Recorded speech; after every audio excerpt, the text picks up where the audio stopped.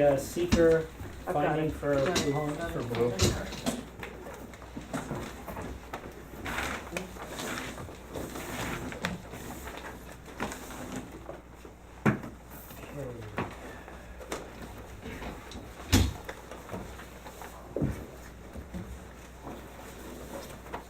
So you have, this is the recommendation, and then you also have the resolution? Yes, it's in that. Oh, it is, it's in this, okay.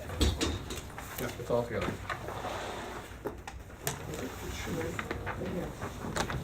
Oh, okay. Is it? On the Oh, back? okay, it's on the back, it's a separate back, sheet, it's a separate Yep. sheet, gotcha, okay. Sure we're working off the same copy. Still have a few minutes. The clock is Yeah, nine. guys, let me introduce Brad Grant if you haven't had a chance to say hello. Brad is one of our senior engineers, municipal engineers. He's been the one focusing on the project, so. We have Ann and Pizzelli, right? In Pellizzeri. Pellizzeri, It's I'm very sorry. musical. I know it is. And Anna Georgia is our attorney. Karen Dunn is planning board member. Barney Malloy is our chairman. How do you do? Jim Pergamo, planning board member, and Arnie Sari. All right, so, great job. So you'll see Brad's face, certainly you'll see Brad's signature on a lot of things, so we thought we'd bring him down and, You can tell Brad's the new guy because he's still smiling. he is, but he knows all about you, so it's all good. Sorry, can you spell your last name? Grant, G-R-A-N-T.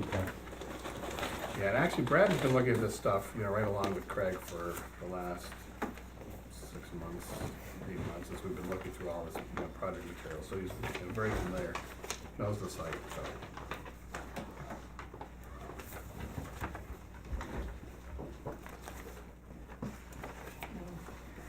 The town looks very festive along Main Street there. It's a nice time of year. Oh, where's Catherine? I know, but she's next door, yes. Tell her that.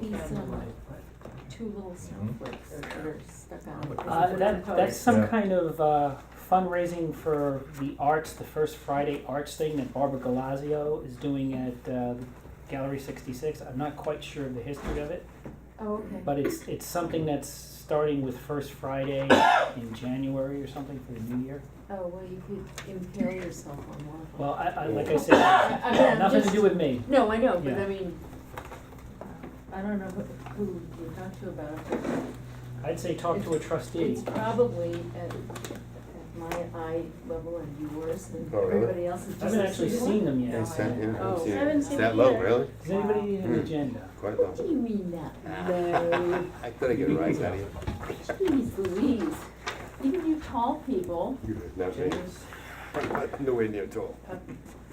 I get it on the low end of the snowflake, other people get it on the higher. I get the street signs, they're like right at you. Yeah, that's my problem. And the only person I know who actually walked into a post one day and gave myself a black eye. All right. That's not good. Well, I was young and foolish. Was there alcohol involved? Nope, Good for you. not that time. Good. Not that time. No. The one time you're perfectly straight and Got had hurt? an injury for it. No, a couple of times I just had the ability to get it just right. What, Yeah, you 'cause I cut it looked up, at cut? It's just a black eye, just a bruise. But Maybe one just the was, other one. you know, Fully comfortably ensconced the in your car establishment. door, as I can remember, there was something I wanted to get in it and managed to. Bang it, yeah. Yeah. It's a little silly thing. All right. Good evening. It is, you ready, Linda? Yep. 7:01, and I'd like to call the December 17th meeting of the Cold Spring Village Planning Board to order. Good evening. We're expecting the Butterfield applicants at about 7:15, 7:20. We do have, as we know from our minutes and our correspondence, we're going to do the seeker finding, the seeker determination for the Blue Homes application. So then we can then refer it back to the ZBA so they can apply for or review any pending variances regarding that application, and that'll come back to us. The first order of business is approval of the minutes. Everybody had an opportunity to examine them. They were sent out last week. Hearing no changes, suggestions, or objections, unless, I'm sorry? A number were made along the way. A number were made, well, I'm just saying is, that, you know, and I think this system works. We're trying to get the minutes out in sufficient time so anybody can opine, include any comments or corrections or additions, and then allow us to generate a final set of minutes that we can simply adopt as a procedural element at these meetings. So that's, I'll move the approval for. do we have a second? I'll second it. All in favor? Aye. Okay, the minutes are adopted, wonderful. Moving right along, no, in terms of correspondence, are a couple of items. Two, everybody got a copy of an email that was forwarded by Marie Early from dated December 10th, which details the ZBA's issues with the building inspector, building department FAQs for the application process. In speaking with Marie, she indicated that she was going to give her members till the first week of January because she still hadn't heard from all of them. But she did realize that after our joint meeting that there were several areas in the FAQs that needed to be changed or updated that were either contradictory or no longer relevant. So she will have a final draft of the ZBA's changes to the FAQs for us for our January monthly meeting. And at that time, since we have the intervening holidays, I will urge everybody to redouble their efforts if you have any additional comments, because Ann and I will work to clean up some of the grammatical inconsistencies in the planning board application. So it's my intention that hopefully at the January meeting that we'll have a complete application for us to comment on and review, and then hopefully adopt, and then the planning board portion of the building FAQs will be completed. So you should be getting something from us in the next week or two, and with the intervening holidays, we'll have sufficient time, hopefully, to review it over the next 5 weeks. So we'll be able to move on this at our January meeting.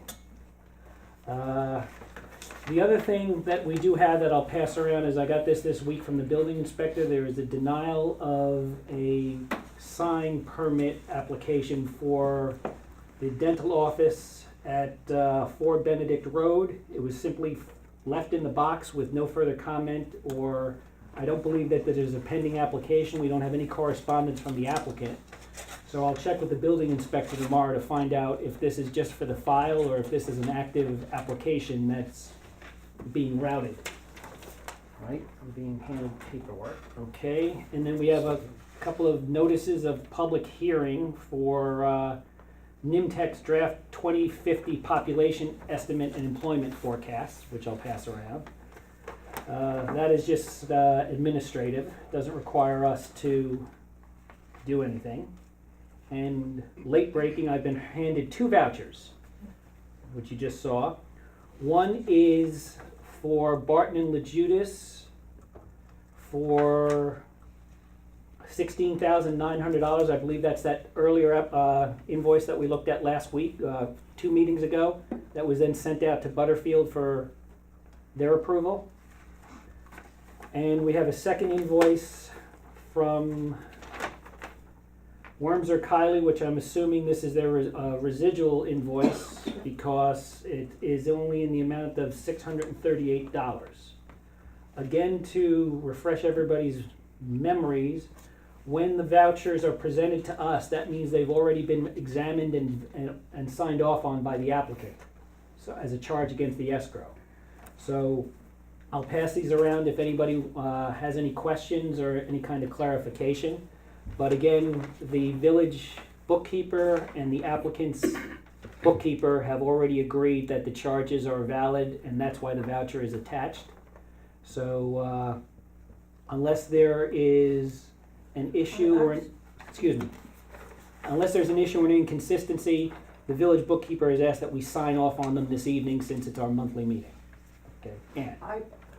It was my expectation that before we sign off on them, that we would have a chance to see them. Okay, At some stage, well, a chance in advance of the Okay. meeting. so we'll do this, we'll do this for next month. But Yeah. the point is, we need to physically examine them at a meeting because we cannot generate PDF copies of the invoices and circulate them. So they have to be examined at a meeting or a work session. So we'll work on how we're gonna do that. Yeah, so Because Ellen does not want to generate a half dozen copies or an email with this type of information circulating, out in the wild, so to speak. Okay, I'm just recalling our last conversation. That's fine. Suggested advance. So we will not sign off on them tonight. You can examine them, or you can come in and speak to Ellen and examine them then. Thank you, Hudson. All right, because, I'm, That's it. Strange. again, it may be a strange procedure, but it's not one we negotiated. It's lost in the cell phone. Nonsense. Believe me, I don't relish having this conversation again with Ellen myself, so you're all free to do whatever you like. Did you see Uh, this? This here does say it's a referral to the planning board for a 4-foot by 28-inch sign. It does, but it was just deposited on the box with no cover sheet, no Don't know what it is. no explanation, no what the next action is, no application. All we have is a denial, which is copied to us, which went to the applicant. So now it's incumbent upon the applicant to inquire as to what the next step is. Well, I agree, but I think this is very clear. He's sent it to you as a referral to the planning board, and the applicant will now come before you to, Right. to apply for a sign. Well, which hopefully when we get our application and the FAQs all warmed up, when something like this occurs, he can simply give them the paperwork, and then they can fill it out and submit it, and then they know what to expect, and we can save a little time. Yeah, he may have already done that. I hope so, but like I said, I'll speak to him tomorrow. This was just left in the box.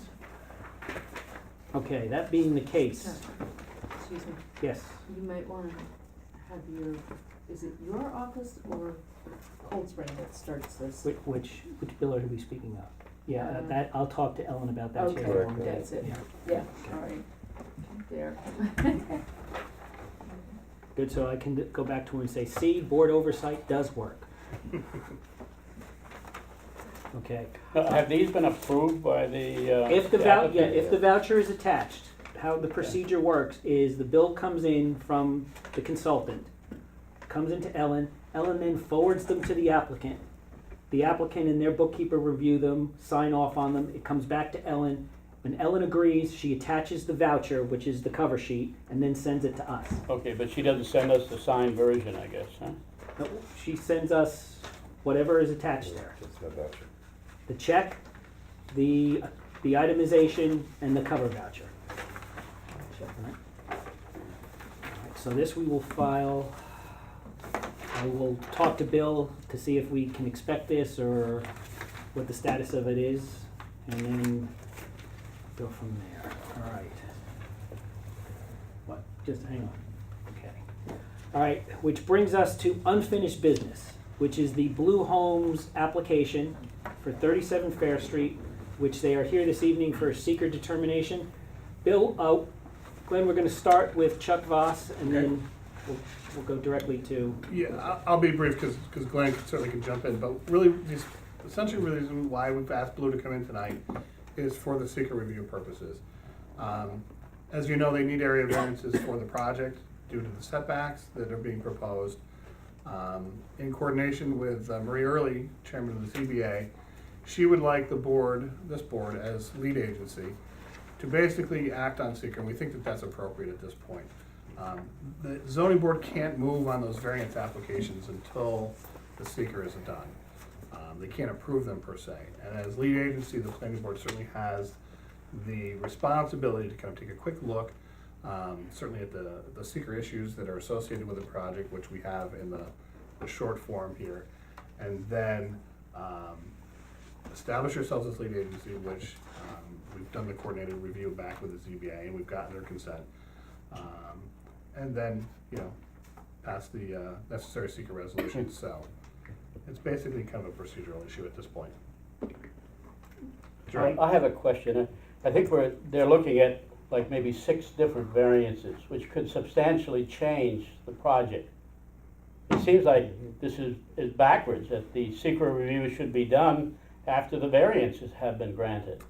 I mean, if they get variances which change the size of the building, the locations of the building, they could alter traffic patterns, they could alter site water flow. I mean, Based on what we've seen, we're really looking at kind of two residential pieces here. I don't see the site changing that much. I mean, it could happen, you know, they could all of a sudden say, I mean, the we're gonna project could reshape change. it. It could, but substantially based on what we're seeing, I don't think the applicants are gonna go that route. What I'd like to do is have Glenn just describe where they are. That'll give some additional background, and then we can certainly talk about that. But, Glenn, why don't you jump in and give the board kind of an overview? Feels like describing our living room to my wife here, but I can't. But we have the former Ford dealership in Pelt Ford on Fair Street, just past Northern Avenue out towards the Riverview. It's 12,500 square foot piece of property on which there is a building that is rapidly becoming derelict. And some might close it that, it might already characterize it that way. What you're looking at here is really it's an existing conditions plan with the things that are going to be removed, highlighted. We're going to remove the building. We're going to remove the pavement that's in the building. We're going to remove the broken pavement in front of the building. There's some debris pile which may already been removed. Mr. Impel has been, if you haven't noticed, he's been cleaning up the site. And there is some small retaining wall that's going to be removed here. So basically, we're going to clean the site down to a vacant lot. Incidentally, I should tell you, and I don't know if we've given you, there is a clean phase 1 environmental report. I don't remember if we gave it to you, but if not, we'll certainly supply it. Once the lot has been rendered vacant, we're going to build 3 new buildings. 2 buildings which are really, the basic design is for them to be residential buildings, but they're going to function as an office and design center and a model home. And I'm not sure, I don't have those backwards, but for the purpose of this discussion, I don't think it makes much difference. And the 3rd building will be a garage. In our initial discussions with the zoning board, which was a couple of weeks ago, they've asked us to consider reducing the size of the garage slightly. We're intending to comply with that request. We've kept the coverage we don't need a variance for, but we only have a very small area which shows on one of the plans. When we apply a 50-foot setback and then, well, I'll just say what they are here. 50 foot from front yard, front yards 25, 50, and 30 for the side and rear yards. We really get very constrained. The zoning is, it's an I-1 district, as you all know. The zoning is for a 1 acre lot where those setbacks make more sense. But we have an existing condition, and what we're seeking is variances that would allow us to have smaller side yards than the zoning requires. There's a blanket. One of the variance applications is a blanket section that says you can develop the lot without, if you don't have a conforming lot, you can develop the lot, as you can't quote it, but you can develop the lot if you have all of the other requirements. So we don't have a side yard, we don't have an adequate side yard. So we don't have all of the other requirements. Getting a variance, I'm not sure that makes it okay. So we just threw that one in just to make sure that we covered that particular circumstance. So if we get the variance, we're going to build these 2 major buildings, residential buildings, and the garage, slightly smaller than you've shown, parking for the site. There's very little change in the impervious area, so there's very little change in the flow from the site. We have directed flow into a series of some of the, not all of it, because all of it won't make it there. We've provided rain gardens for infiltration of stormwater. We've provided a screen against the residential zoning district line, which is right on our southeasterly line. And the parking in the front, which we believe is adequate under the zoning. a patio in the back to connect the buildings, and a series of ramps to connect the building, I'm sorry, not ramps, decks to connect the two buildings. So someone could come in from the parking lot, they could visit the design center, they could go and see the model home, come back and talk with the salespeople and talk with the designers, and actually sit down here and design the home that they're going to build on their particular lot. Public improvements include a new curb to connect the existing curb at Northern Avenue with a fairly new curb in front of the Rust property, sidewalk to connect the existing sidewalks. This is an older sidewalk. You'll see it, our improvement goes back a little bit, and that's because this area here, the sidewalk is broken and needs to be repaired. We've put a jog in the sidewalk. We couldn't match up both of them without some sort of having a diagonal sidewalk, so we put a jog over here. We would, if there was some other way to do it and you'd like that, we would be happy to do that. Concrete aprons to get in to the property, into the garage and into the parking lot. And then landscaping. It's a really fairly simple plan, and it is really very well characterized as sort of a double residential lot, but it's gonna function as a design center, which is allowable under the zoning.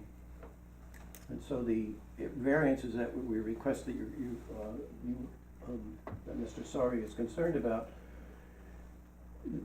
they don't approve the position.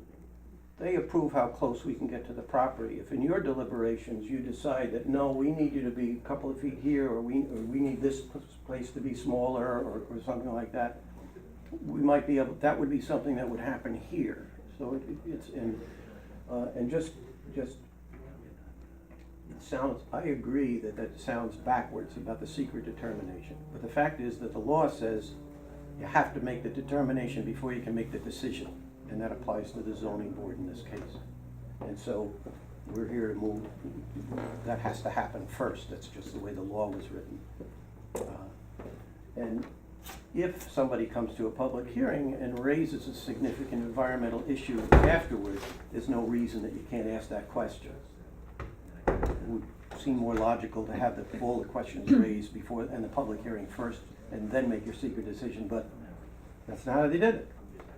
And they just readopted everything last year, I think, and didn't see fit to change it. So that's our whole story. I'd be happy to answer any questions, and I hope you would move this to a negative declaration. Mr. Watson, just briefly, you indicated that the ZBA was interested in you decreasing the size of the garage structure, or the location of it? They were they weren't so much concerned about the location of it as they were concerned about, except for the proximity to the property line. They felt it was just too close to the Rust property. And we responded that we will. So we haven't done that yet. We haven't had a discussion about how much and what we think would work for us, but that's basically, Okay. we've agreed to work with them on that. So their issue is only the relation to the Rust property, not to the street. I couldn't say that, but I could say it's the only issue that we discussed in some detail. But what you're looking at though is front yard, rear yard, side yard, total coverage, and possibly parking variances. All have to be determined, right? No, we're not looking at coverage. We have the coverage. We're not looking at parking because we believe that we fit under the general parking category that's in the zoning law. So we're. Does the parking comply with village code? Yes, in my view it does. And it's, yes. But what does that mean in your view? I mean, is it in their The parking, view? it's not in their view. We made the application and we considered all of the parking requirements. There's a parking requirement for residents. I think it's 2 parking spaces per dwelling unit. There's a parking for this, for that, and the other thing. So if I go read the code on parking, I'm gonna find that complies. I haven't done that, but You're going to find that this particular use is not covered. Professional offices is not covered. But you'll find the last entry is in other uses not covered herein, and I can't quote it, but it says in other uses, what is deemed appropriate for the use. We looked and I quizzed my clients with regard to what kind of expectation they had for traffic and staffing. And this is not, it's not a deli, and it's not something where you have a big crowd. These are, people you see once or twice, once, a couple at a time. So we based that on our estimate of the kind of traffic we got, and that is covered by that sort of catch-all paragraph at the end of the parking section of the zoning code. So you want to consider the entire area as office space? The model home is gonna be thrown into that? This is a design center, Mhm. okay? And the entire, the model home is part of the design, should I say, resources, I would say, is part of the design resources. But the coverage, we're staying at the 35%, which is the code. When you talk about coverage, you're talking about the buildings in the garage, correct? Yeah, as defined. The deck is The not deck considered. does not count. Okay. Yeah, so at this point, if you look at the plans that were submitted, they do outline, as Glenn said, there's a very well-defined but tiny area allowed for this lot, according to the current setbacks, which is a building area of about 1,300 square feet. It's tiny. Practically speaking, you really couldn't build anything there without variances, so. Well, that's the purpose of having the ZBA. I mean, Exactly. I like the project, and I support the project. I just have a problem with granting SEQRA and then finding out that they reorient the place or change the building size or something goes on. I mean, I look at it's ass backwards. Well, and Artie, don't forget, SEQRA allows us to take that hard look at the environmental issues that we think might occur. If we do find out later on through some sort of redesign that there's an additional issue, we can probably mitigate that through design, as you were saying. So we can revisit SEQRA if we need to make a redetermination, but based on what they're proposing now and the realities of really where they're probably gonna go. But what is the problem with having them do the ZBA or do the variance review before we do the SEQRA? They can review it, and this board can wait, but the ZBA can't act on those variances until we do SEQRA. So we may be That's putting. 617 of Correct, that's New York State the environmental law. So we may be, we Well, may I'd be like to putting know out where the in a position. ZBA stands on these various variances before I say yes. They had a workshop, one workshop with you, correct? Yeah, I can, yes, they had one workshop. Did you walk the site with them? Or I did- met Mary there, Marie. Marie, sorry, I met her there, last week, I believe. Mhm. But the other thing that needs to be stated though too, a secret determination is not, dependent on what another board will do, Correct. right? The way the law is written, basically what we have before us now is I think it's a fair statement to say that whatever emerges from the ZBA, the variances you are asking for, you're contemplating now, would be the maximum. The ZBA would be looking to either grant them or make a modification to them. They wouldn't be more expansive, because then that would necessitate another environmental review, Correct. I think that's correct. all right? That is correct. That is correct. So that being the case, what we are asked to do is make a secret determination on the application that is before us Correct. now. If the ZBA makes a change that requires a more intensive utilization of the property, Mhm. that would trigger a secondary Correct. determination. Yep. and So you let's can just be revisit clear that. about that, Yeah, all and right? as lead agency, you can certainly revisit that. The same is true with this board, when this project comes before this board after the variances, presumably the ZBA grants those variances.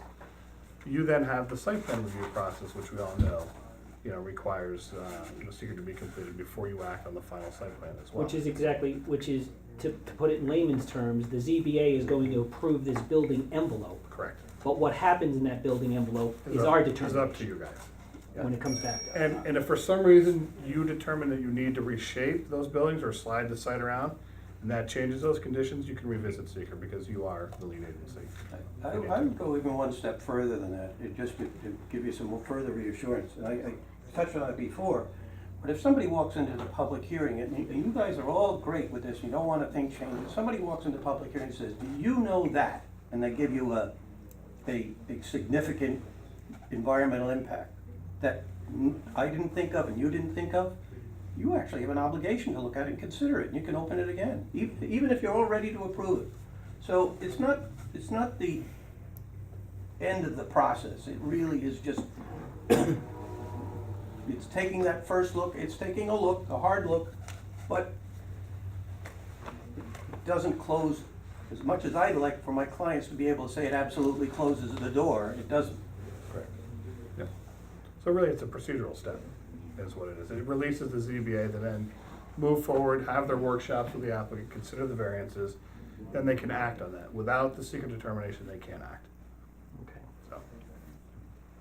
So. Any additional questions or comments? I have one. Between the garage and the rest property that's next to it, Yeah. was there any requirement for any screening there? Was requested at all?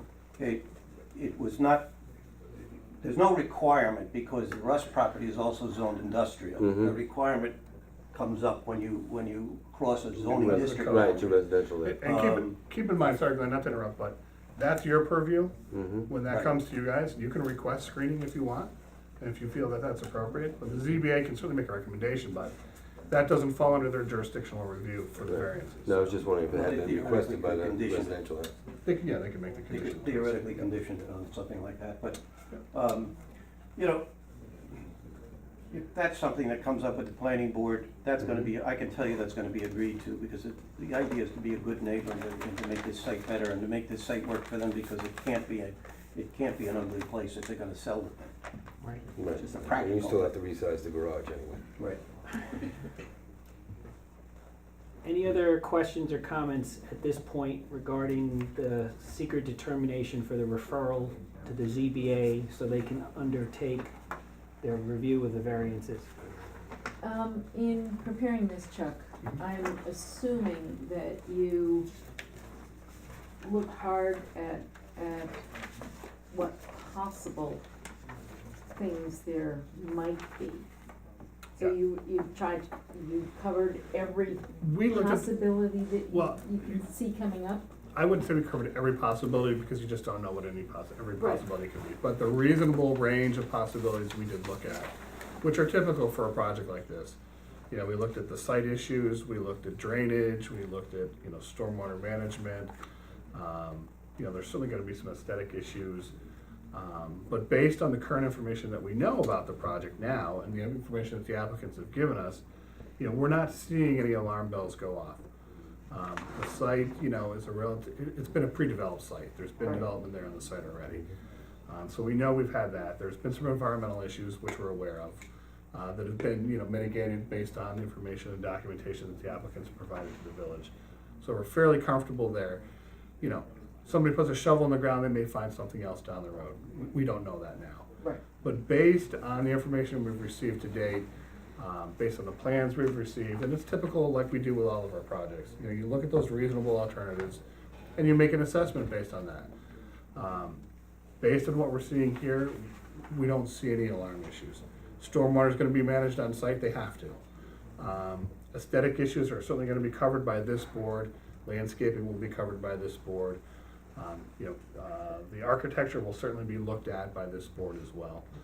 They don't fall under, I believe, the HDRB's purview here, but, those typical things that you would look at for a relatively small, constrained site, we'll look at as well, the parking. Traffic.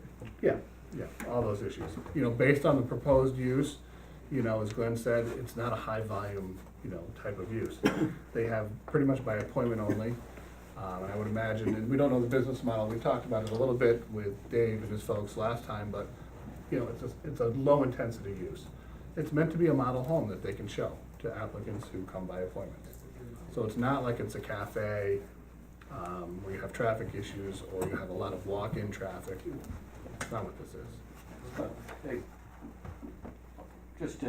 I don't wanna put my foot in my mouth here, but I did say at the last meeting, this is the route from the railroad to the mountains, and our hope is that there will be fair amount of foot traffic from the railroad train going to the mountains. We're gonna stop in and say, But we're it's not looking like for you're a home. retail outlet where people are specifically And- coming to purchase a good or service. Right, They're those coming to people look. would be more like you Yeah. said, coming by appointment and Yeah. stuff, Well, but, to that end, further along Fair Street, they just approved a $100,000 grant for sidewalk infrastructure as part of the Fjord Trail project. yes. So you will be seeing increased utilization of that route at Right, some and point. that's really one of the, and I think we said this last month, but that's one of the reasons the company Yeah. chose this site. Yeah, and Karen, just to kind of close out your question, part 2 that you have in front of you, ask those questions too. Right. And that's really, what I kind of, think sets the stage for, granting the reasonableness of this request, so. But your observation is that X, Y, and Z, including design, will be looked at. Correct. Whereas this is saying that we don't anticipate anything more than possibly a small impact. Correct. And I think there could be questions raised about the industrial look of these structures and how they fit with village character. Sure, and that's a valid question certainly that we can ask, when we get into site plan review. But the question is, can that impact, if it is an impact, be mitigated? And I think it can be, through discussion with this board. And you're working with the applicants. I myself, I like the project, but I'm gonna vote no. I think it's premature. I think there's too many open items here. And you see us going back and forth, looking at drawings later on and stuff, so I'm just uncomfortable with all the open items that exist. Is there a possibility, as the applicant has workshops with zoning, that we are apprised of what goes on in those meetings? Because Yeah. I think, Arnie, then you would feel more comfortable, if we even had an inkling of what the Yeah, I'd conversations like to know are. how they're going to address these variances. Yeah, you don't have to act this evening on this. If you want to make the recommendation that the ZBA has, they're gonna have at least one more workshop, I would imagine, with the applicant. You can let that happen. The zoning board just can't act. If they're ready after the next workshop to approve those variances, they won't be able to act, and they'll hold the applicant up for another month. Well, they actually have told us that once the negative declaration is adopted, they're ready to schedule a public hearing. We do not have to return to a workshop. So they're ready, you think to go right to a public hearing? Yes, Okay. that's how we So left the it meeting. sounds like the ZBA is ready to make a decision. On the other hand, I Relatively think, quickly.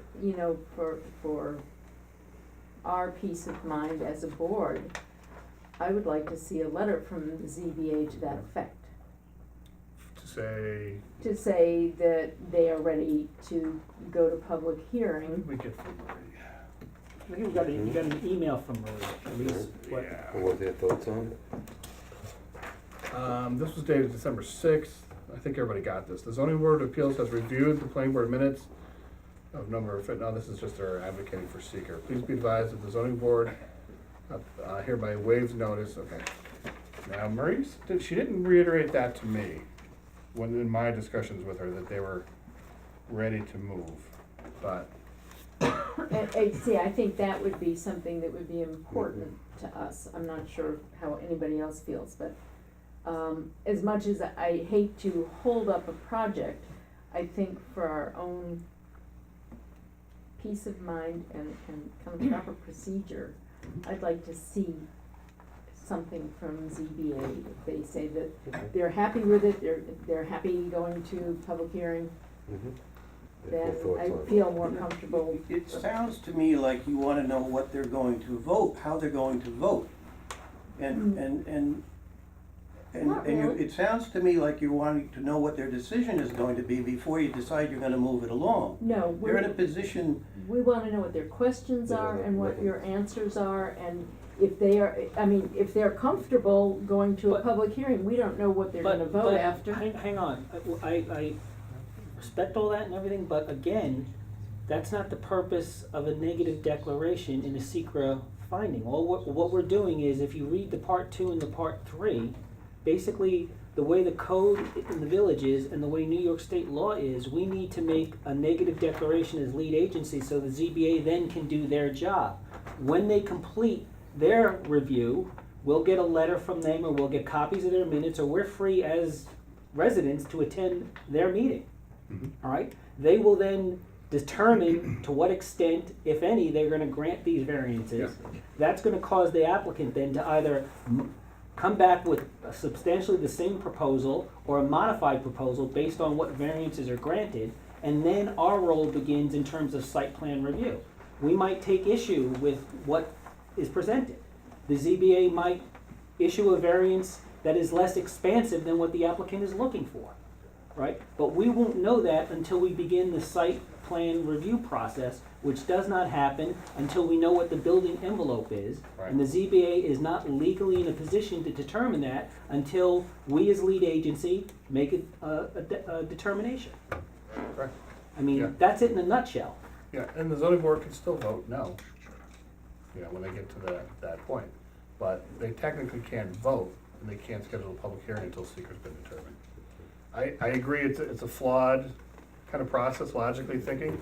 It's the way the seeker law was established and set up. I like the project, I'm not against it, I think it's a benefit for the village, but at this time, I'm gonna vote no. I wanna know more about what's gonna happen. We're getting a negative variance and we're locked in, we've been down that road before. You're not locked into approving the project, and if you Well- think that, that's frankly, that's incorrect. And you're not even locked into having have those reduced zoning. What you do know is that the side yards will be no less than what's shown on here. That's what you do know. And anything else would be a shrinking of the project, just by definition.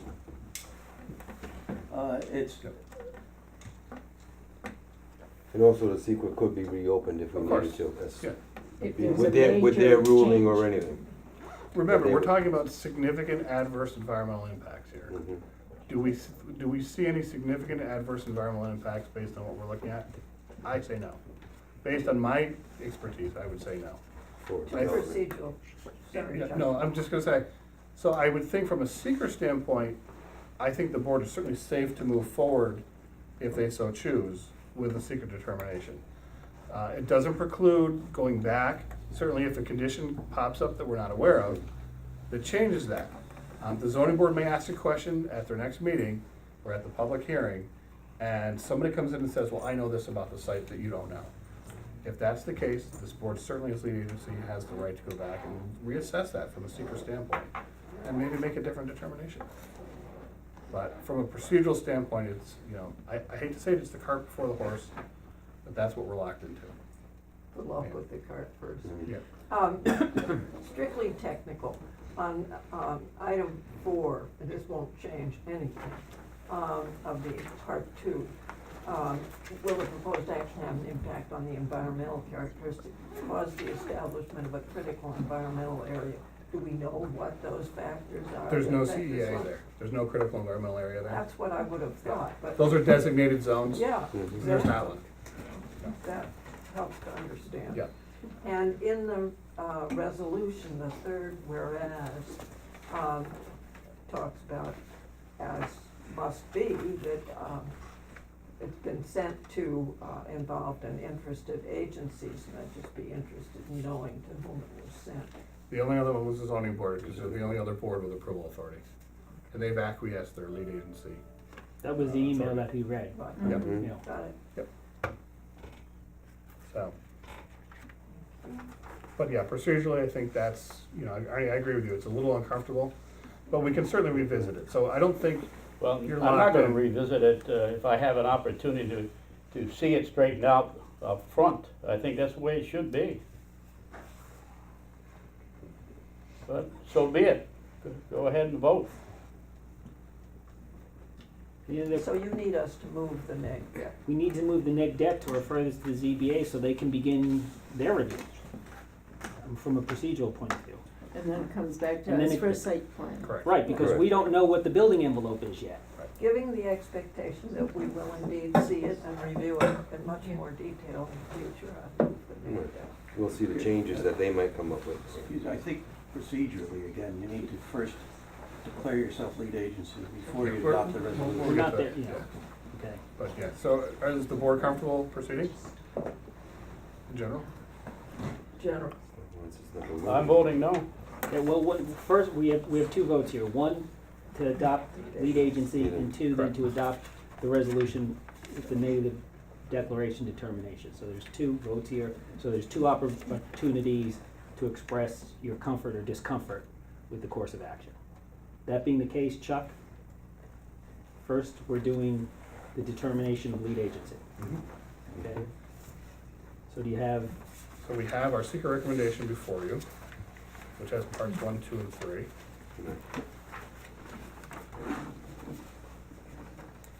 We've got that, okay. And then what we did is we prepared the resolution, which basically encompasses the two issues all together into one. So I'll just read that resolution for you. please do? Resolution adopting and issuing a negative declaration, notice of determination of non-significance under SEQRA for the Blue Homes IMP Development Corp. project. Whereas the Village of Cold Spring Planning Board, the board has received an application from Blue Homes, including an environmental assessment form and supporting documentation proposing to construct 2 new commercial buildings on a 12,500 square foot parcel at 37 Fair Street, Village of Cold Spring, Putnam County, New York, the project. And whereas pursuant to Article 8 of the Environmental Conservation Law, as amended, the New York State Environmental Quality Review Act, SEQRA, and the implementing regulations at 6 NYCRR Part 617, the regulations, the board desires to comply with SEQRA and the regulations with respect to the project. And whereas the board caused a letter in Part 1 of the short AF to be sent to other potentially involved agencies and interested agencies, as these quoted terms are defined in the regulations, indicating the Village of Cold Spring Planning Board's desire to serve as lead agency, as this quoted term is defined in the regulations for the coordinated review under SEQRA of the project. And whereas the Village Zoning Board of Appeals has agreed in writing to, or raised no objections to, the Village of Cold Spring Planning Board serving as lead agency for a coordinated review under the SEQRA of the project. And whereas the board established itself as lead agency for the project at a public meeting held at the Village Hall on November 5, 2014.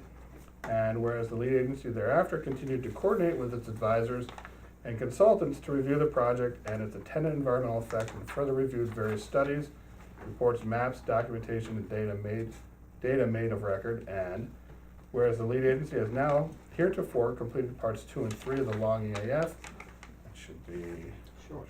Just make a note. And has considered the negative declaration under SEQRA, which has duly been circulated previously to all board members for review. And whereas the members of the planning board as lead agency have read and annexed negative declaration, know the contents thereof, and desire to adopt and issue said document as lead agency under SEQRA.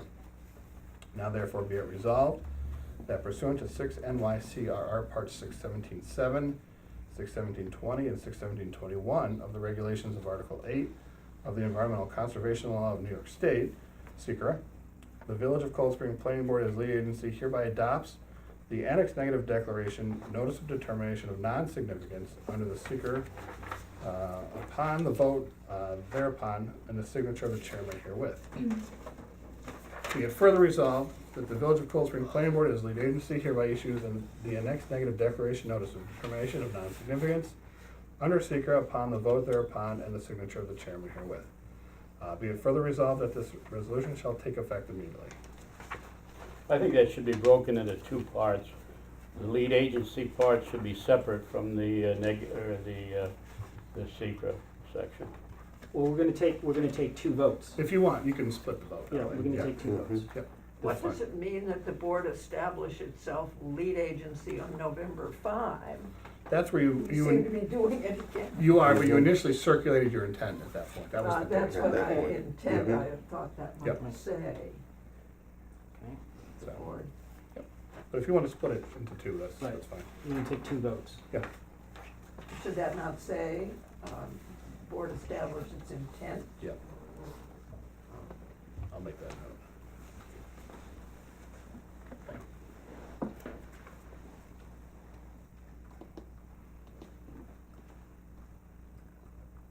Okay, so the first motion is the intention for the Village of Cold Spring Planning Board to establish itself as lead agency under Part 617 for the purposes of the review. This time it is not the intent. This time it is a vote to Excuse me. establish. Excuse me, you're right, I'm reading. Yes. Sorry to be That's legalistic. quite all right. Okay, so again, this is a vote to establish the Cold Spring Planning Board as lead agency for the purposes of the review of the Blue Homes application located at 37 Fair Street. Right? On the question, all those in favor? Aye. Right. Opposed? So that's, all right. So we have established the intent to be lead agency. No, we've established. You've established. Established, I'm sorry, I I'm keep reading the same thing. We are lead agency now, congratulations. All right, the second part of the resolution is this is a resolution adopting and issuing a negative declaration for the purposes of determining that this is a type 1 unlisted action under SEQRA, and the finding that we are, hang on, I lost my spot. Because resolved villages planning board's lead agent hereby. First page of that recommendation. First page where? Requested approval is a type 1 action. We recommend, based on the attached EAF, that the board determine that an action will not have a significant effect on the environment, and that the attached negative declaration be filed and approved. Okay. On that, Is it unlisted? Am I correct? Is that that unlisted? Type 1. Type- The two buildings total square footage is over 4,000 square feet. right, That's so, what yeah, it's unlit, yeah, okay, Alright. type 1. All right. On the question, all those in favor? Opposed?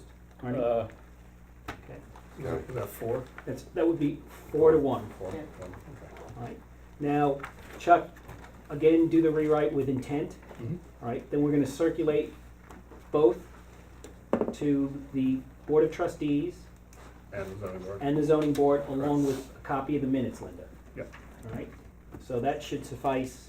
May I also request that you refer the matter under section 239 To the M, county to planning the board. county planning board? Yes. Yeah, I'll suggest that Marie does that, certainly, Well, they before both, I action on think- her, but both boards need to do that. Both boards need to Each board do it. needs to do Yeah, it. because there's two separate applications. Correct. Yep.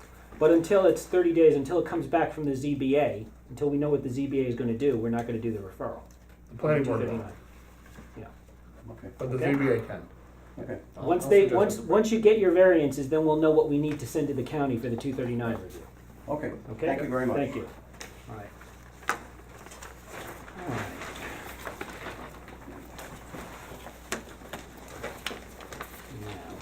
Now, next order of business. All right, which our second item under unfinished business is the continued review of the Butterfield redevelopment site plan and subdivision application. Chuck, how do you want to handle, what we're looking for tonight is based on our last meeting, we were going to have a full update and review from the applicant and the necessary consultants. Yes. All right, how do you propose to stage this? I think probably what would be best for the board is, the board has received certainly the latest edition of the last submittal, their second submittal.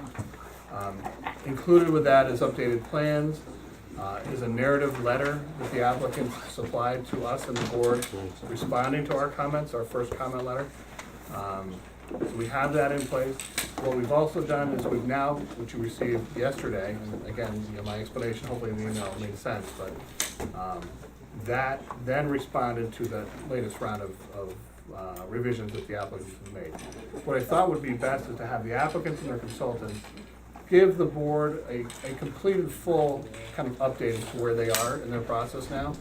Now that we're starting to design and engineer the project more, I think it's certainly advisable that they come in and walk you through all their systems and all their design. And then what we'll do is Brad and I will touch base briefly thereafter with the board on our comment letter, and then let everybody know kind of where we are in that process. So I think Joe's here and Matt and crew, so we'll let them jump right in. First off, for the record, if you would identify yourself, so Linda gets it for the minutes, and the audience, of course. Joseph Reno, I'm the principal of Site Design Consultants and the project engineer. The site plan itself hasn't changed much throughout the process that we've been presenting you over the last few months.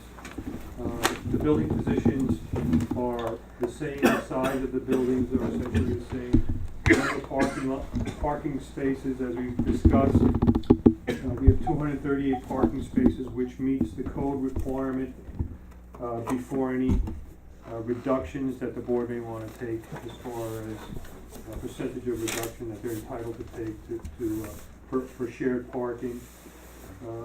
The two main entrances to the site are the existing entrance. They're all existing entrances. The two main ones will be the entrance across from Chestnut on 9D, and the other main entrance, which will bring you into the residential aspect of the project, is further north on 9D. That's this entrance here. There's an intermediate entrance that takes you and connects you through the site. Again, that's an existing entrance. We're not proposing to add any new entrances. Circulation through the site is pretty straightforward. We've got through circulation coming in from here out this way and vice versa.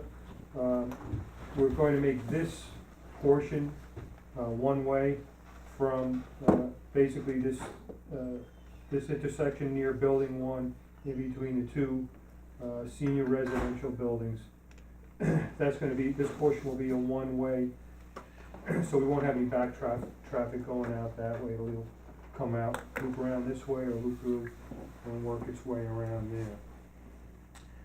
As I said, we've got 238 parking spaces, some of which are interior parking spaces inside Building 3 and inside Buildings 4, 5, and 6. So although you see parking spaces there, they're actually underneath the buildings.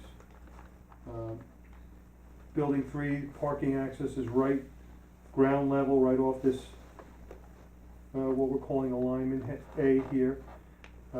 It's one-way directional in, one-way directional out. The entrance to the underground parking here, it's subterranean in this building here, and the access is in this way here. This area here is the resident community center. You can see there's a patio area out the back, and there's the emphasis on protecting the existing beech tree, which is right here. We're showing here an easement, protection easement for that, and there's some specific detail on the plan as far as how we're going to protect that during construction to maintain the health of that tree and the longevity of that tree. This section of the access way from here basically to this point here, we're going to maintain the existing parking and driveway that's there now. The existing grade, we're just going to resurface it or improve it, add some curbing where necessary. We are adding additional parking spaces along this property line here as shown. In this location here, we've got the parking comes in a little because we're trying to protect some trees that were there, but since we've done this, we've obtained some further detail on those trees, and they're not as close to our property line as we originally anticipated, and we're going to get that information on the next go around on the plan, so we feel confident that those trees will be protected. So I have a couple questions. One, the parking for the residential units, is it entirely under the units? Yes, we have adequate parking underneath the units For the for residents? the residents. Full parking? Yeah. For them. Yes. Okay, the second question, Yeah. does this comply with the requirements of subdivision section, chapter 111? Yes, it does. How about the Butterfield Road there? It appeared to me, I looked at the profile, it Right. appeared to me it didn't comply.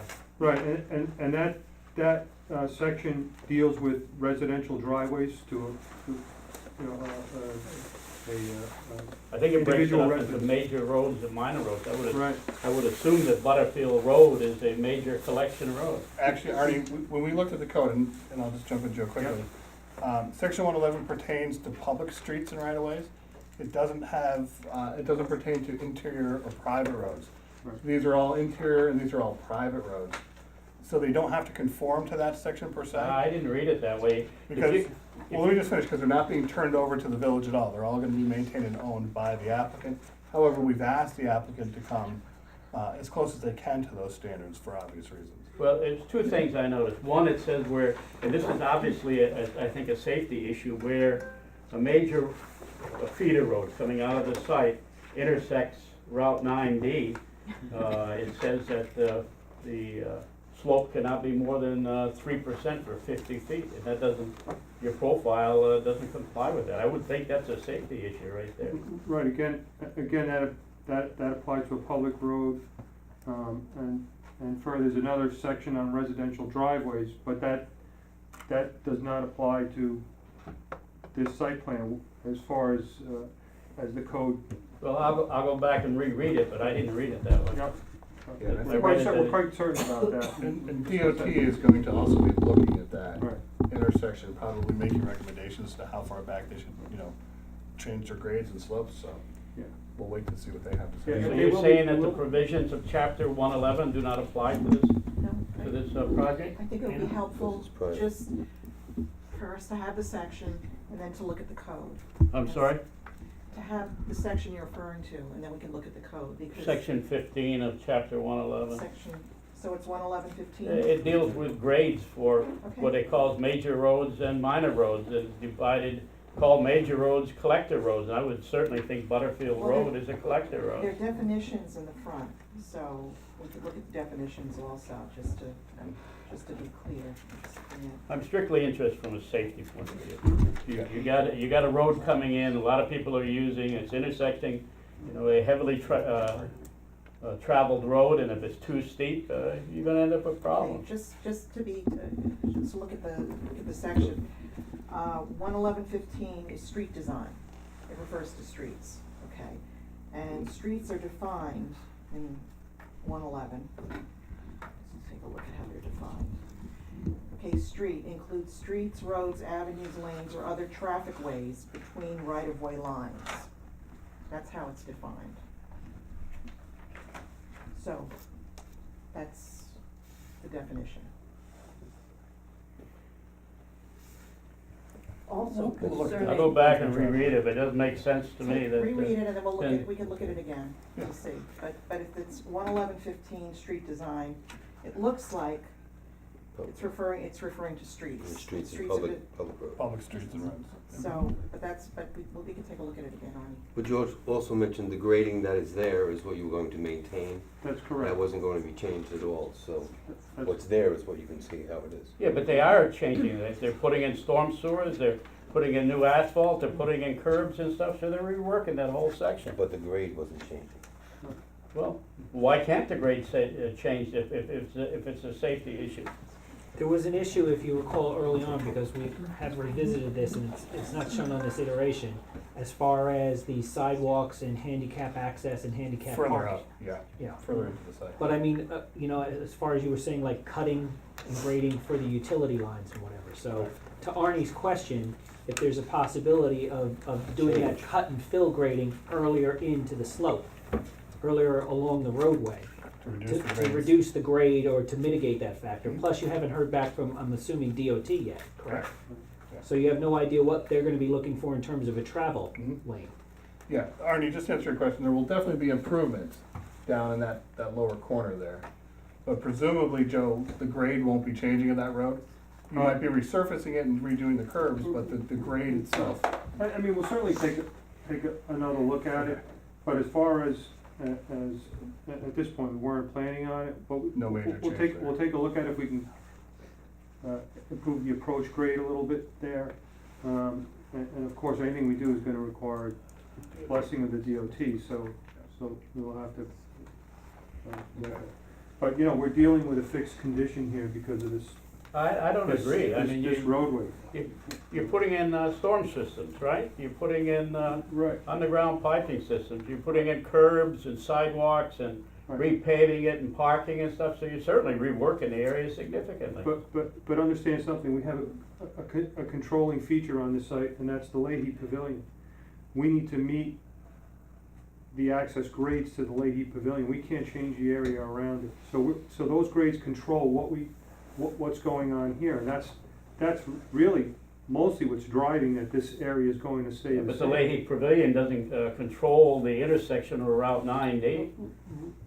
True, it does not, but everything that we do as far as a grade change will have a domino effect. So somewhere, if we flatten the grade here, it's gonna get steeper somewhere else. I think Because you're we have a fixed elevation here that we have to deal with, we can't change this. The handicap access for the Leahy Pavilion, the existing handicap access is right here. We can't change this grade in here and provide a safe, passage for the handicap spots into the Leahy Pavilion. So we're stuck with this elevation. You're saying that, basically, you're saying that if we're driving down from Leahy right now to 9D, it's just gonna be the same Stay the grade, same. just, different parking configuration, a little Wider, wider. have some trains in it, but the So- grade will be the same. It is Yeah. wider though, than. Yeah, but it's not. Oh, yeah, no, it's gonna be wider, yeah. the same thing. Okay, Different point, but you did mention the handicap parking. Is there a reason it's on that left side of the roadway? Well, Instead of this- closer to the building? it's existing here. Why is it not closer to the building? I don't know, we'll look at that, but, It's also up Yeah. further, also you have handicap going towards the point. And it's these on, here? right, and it's on the same side also. right, but these are, these are right adjacent to to a accessible ramp right there. We could take a look and see if we can move these over to this side and flip that around. I think, there's a point here where the grade starts to drop off, and it might be a problem, but we'll Mhm. certainly look at that. It was just one. Right, we'll certainly look at that. I guess I have one other general question. Are there other features of the site that do not comply with 111, chapter 111 subdivision? Well, Have you looked at, yeah, well, we didn't feel that it applied because it's. so you don't dealing think with chapter streets. 111 applies at all to this project? Right. This is considered a major subdivision. Right, but it's not, we're not constructing public streets. Well, it's more than just public streets, there's other features in chapter 111. I would assume that you'd looked at. We the- certainly looked at it, I don't wanna make it sound like we didn't look at it, we did look at it, but we felt that the criteria for streets didn't apply to us. How about the other criteria? Does that all comply? There's nothing really in there that, as far as these lots, they will comply. Regarding street standards, as far as we're concerned, they don't apply to this project, so we're not putting in a public street. But there are, okay, I'll go take a look. Yeah, we'll myself. look at the. Yeah, I mean, we did I mean, go through it. I'm just but- saying, I believe this is a major subdivision, and we have a subdivision code 111, and I just assumed that the provisions of the code apply to the project. Right, and frankly, it's more geared towards a residential a conventional residential subdivision. Well, That code is more Yeah, direct. I would just suggest, Yeah. Joe, that you all take a look at it, Okay. because I mean, there are we- provisions in addition to streets in here. Yeah, we have 55 senior units here, we have 3 others, so I mean, Chuck, that's 53 units total, so I mean, more than 50% of the project is devoted to housing. We'll look at it again. Chuck, in the next update, also in the technical memo that accompanies the next iteration, do a comparison as far as 111 to make sure you're capturing the other requirements under 111, Yeah, other than a public street, to make sure Yeah. that there's compliance. some of those other design issues, sure. Right.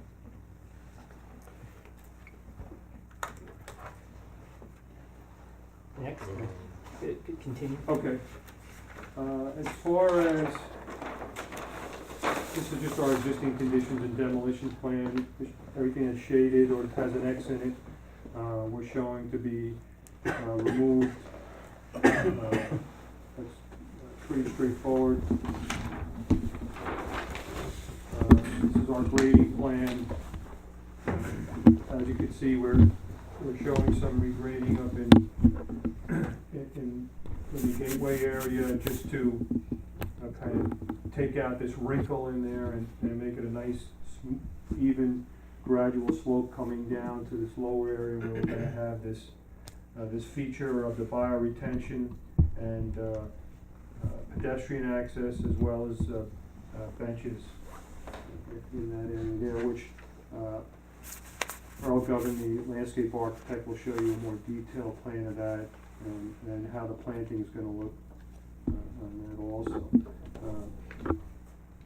For the most part, other than this area here, our grades don't exceed 5%, and in some areas it's less than 5%, especially in between the buildings up here and up here.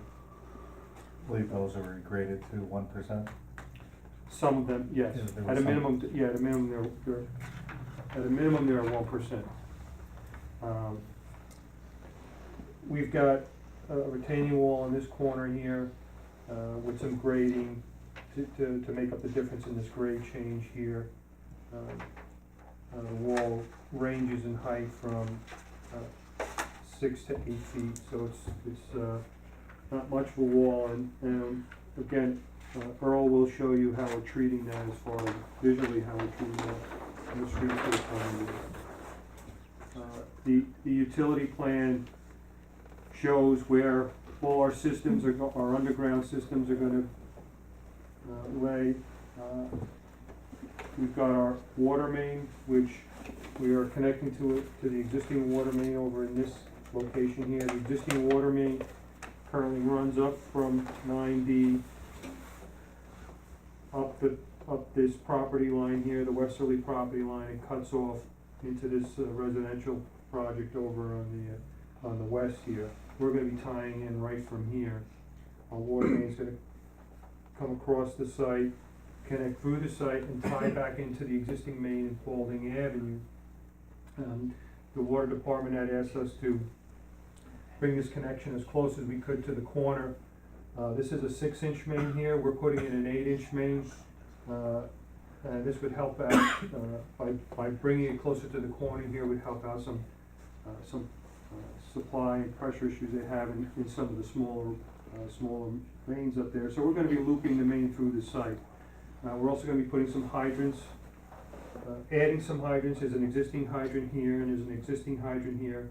We're gonna be adding a hydrant here, and a hydrant right here, at the request of the fire department. We're gonna extend off our main, put a hydrant here, so they're having a hydrant accessible to them for the structures across the street. For Chestnut Ridge. Yeah. Across the street. Our sanitary sewer line, we're gonna have a gravity sanitary sewer line. The high point of the sewer line is here. It's gonna run through the site in this direction here, come down, go under 9D, and I say under because the DOT is gonna require us to drill and bore underneath. They don't want us to do an open cut 9D, and we're gonna take that across, and we're gonna tie into the existing sewer, which comes through Chestnut and makes its way down through the intersection down 9. As far as our stormwater is concerned, we've got various components to the stormwater. First of all, we've provided 2 rainwater harvesting systems, which are green infrastructure systems, which are gonna take roof runoff. There's one here and one here. That water will be used for irrigation purposes, so we'll basically be recycling rainwater. And as I said, that's a green infrastructure practice. We are providing a bioretention area in this location here, and again, that's gonna take roof runoff from buildings 4, 5, and 6, and provide some water quality treatment for that runoff. The remainder of the runoff from the site, whatever we can capture, which is a significant portion, and for the most part, almost the entire impervious area of the site, is going to be infiltrated into the ground. We did soil testing out here. The soil is well-drained soil, very well-drained soil. And we're gonna take the entire volume of runoff and infiltrate it into three separate areas of infiltration units. And each, that will cover the site. And as I told you previously, it's a significant improvement over what's the existing condition now, because right now just everything goes right off the site. There's no management of stormwater currently, and now we're going to be taking all that and infiltrating it into the ground, which is, a desirable way to deal with the water quality as well as the storm flood issue for all the storm events. So at this point, unless you have any other questions, I'm gonna ask Earl to come up. I have a question. Yes, Actually, it pertains to some traffic flow before. right, At the end of building 4, 5, and 6 there, yeah, the entrance is right there on the end there. You have it right where you have your pen, right Mhm. there, that island. this here? Correct. What is the purpose of that? Because I noticed on the landscaping, you also have a tree on there. And I see that as being visually impairing people coming in and out. Well, I'll let Earl, tell you what type of tree it is and whether it's gonna be low to the ground or higher, It just I've- seems it also slows down traffic. It's a Well, jog, you have to go around to Well, get in. I mean, it's for traffic control. I mean, that's the main reason. It's for traffic control, number one, and it defines these parking spaces that we have here. It helps with the parking Yeah. mainly. Yeah, and traffic control. You wanna funnel the traffic, from the main drag down into there. You don't want them whipping down there. You want them to make an obvious turn to get down there, so there's, All right. there is a reason for that, yes. It just seems like it sticks out so far.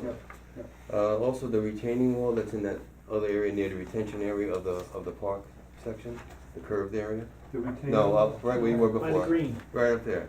Right. Is there a pathway to get This is a pathway here. right there? I thought there was supposed to be a pathway from the community area that's in building 1 going to the park. So they were supposed to be able to go from that building across into the park area. I mean, it is, Originally. it is open, the patio opens No, not right, there. right. From the community area that was supposed, it's in There's a building 1. sidewalk along the road. Just, that's what it's gonna be. That's- It's not gonna be on site that they were supposed to be able to walk across. Well, there's also on the upper side of the building, there's a sidewalk too, Mm-hmm. on both Right. sides. It's gonna go across to where we were talking about the jog that's sticking out You're there. thinking about here, Jim? Yeah, people were supposed to be able to go from the community area into the park area. I believe it's steep. The Yeah, slope we'll is, have the to slope take is going to be very I think you steep. need stairs to get down from that senior area down to that Gateway Park. Yeah, we'll have to take a look at Really, when they that. come out ground level there into the Yeah, driveway? it actually is up a ways out the back of that, Well, let's, if I think you're Out the talking about back, the same. that's the back is higher, The back is but the higher. side wasn't supposed to be. And also there was supposed to be some kind of loading dock that's on the side there. Your side. That was on one of the plans? Showed a loading dock on, right where you have Is your that what you pens? Post office was gonna be there? Right, that's. Yeah, that showed like a loading dock at one point. It's not a loading dock, but more or less just a drop-off There was a area. drop-off Drop-off area. area. I mean, it's a curb loading cut. area for, UPS and FedEx deliveries, that type of thing, but it's not, Oh, so that would eliminate the entrance of people going from there into the park and that was area. before, no, that it was, wouldn't, because it's excuse me, that was also before, that was early on, before the buildings were flipped. Now the community center municipal building is now down by Butterfield Plaza, we're talking about. I think that was an earlier Really? iteration. That moved the building, the building? No, but there was a drop-off point. I'm sorry, continue. We'll see it on the landscape. I mean, there's clearly a connection here. Yeah, you have sidewalk there, You have yes, you have sidewalk here, sidewalk. and you can get up in that area there. There isn't much room over in this area to get across. Right. No, I was under the impression it was supposed to be on site to be able to go from that Like building a across. crosswalk or? That building across, right, into the park area Okay. for the senior citizens if they were using that area and stuff like that. Sidewalk extension or something. That was the impression I had. We'll take a look at that. There may want to be a paved crosswalk designated Right. with the right pedestrians.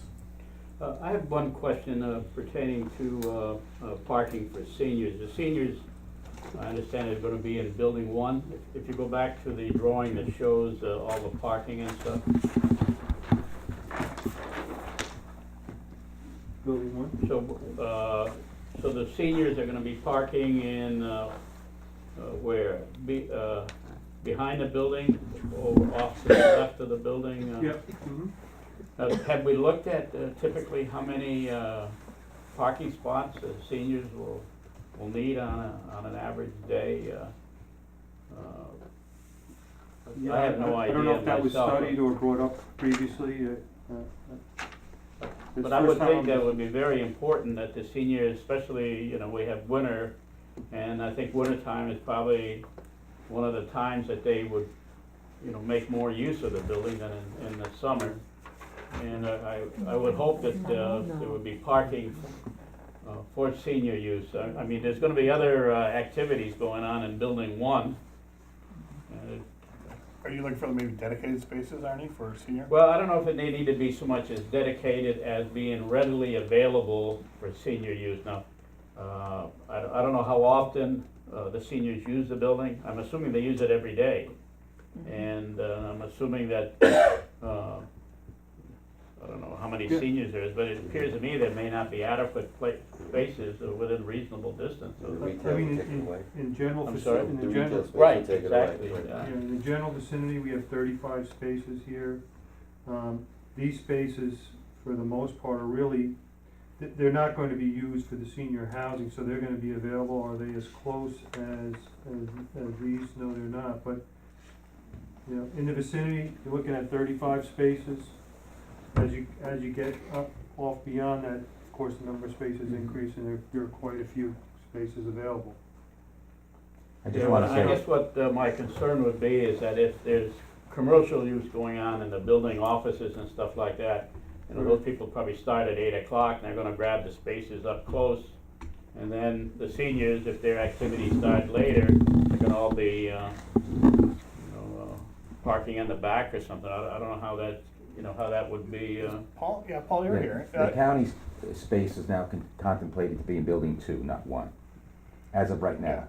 Also, though, you know, one of the ways maybe you could address that is with your lease agreements with those resident or retail users out here. Maybe you can request that their employees park in other designated areas and leave these areas open, you know, for retail customers or I seniors. mean, in town. I'm assuming it's just that the seniors are using the building every day. Yeah. And there'd be a Right. core group of them, I would assume. Right, so it sounds like we're talking about this building now, according to Paul. For Right? seniors? Correct. Yes. That Seniors actually in may building be, two. that might be better because there's When did they move to ready senior? parking along Butterfield Road there. Sure. I don't remember But- that. Be honest with you, maybe I would've missed that. Okay. Yeah, just point of clarification, where Butterfield Plaza is, all right, building 2 is now anticipated to be the municipal, the joint use. The municipal use, which is where the senior center and any potential municipal office space would be, correct? Correct. Right. Not to So- say it may not change, but Of course, it's but there in, now. May in not this change that. iteration, based So on the from parking 1 to 2 count. and it may go back or vice versa. And building 1 is retail just all professional. Retail, office, Just all professional retail. space. Okay. In terms of Okay. hours of use, at many points in this discussion, the thought was to have the senior space be community/senior with trade-off times, obviously making it fully senior program, but at other times available for other community uses, and that should be considered in the parking as well. So in terms of when that's finally, Designated. determined, the working plan now is that's building 2. But to Chuck's point, let's consider something in terms of dedicated or embedding something in the leases or whatever, or time of day, or, because if building 2 is gonna be principally some combination of municipal and office space, then we can designate different blocks of parking, by a tenant utilization or something Yeah, like that. certainly. So. All right, I'm taking it just based on what current usage is that the seniors would be utilizing the joint space on, during the day. And if there were other community or uses contemplated for later in the day or in the evening, the populations would not really interact, so to speak. That's right. But we could still arrange for it to be dedicated space to that public usage, right, in terms of the park. Certainly, yeah, you can create a condition for that. Mhm. I thought that was just gonna be all the government, just government space, not the community. We'll talk about that. Okay, if there's no more questions at this time, I'll ask Earl to come up and, Very good.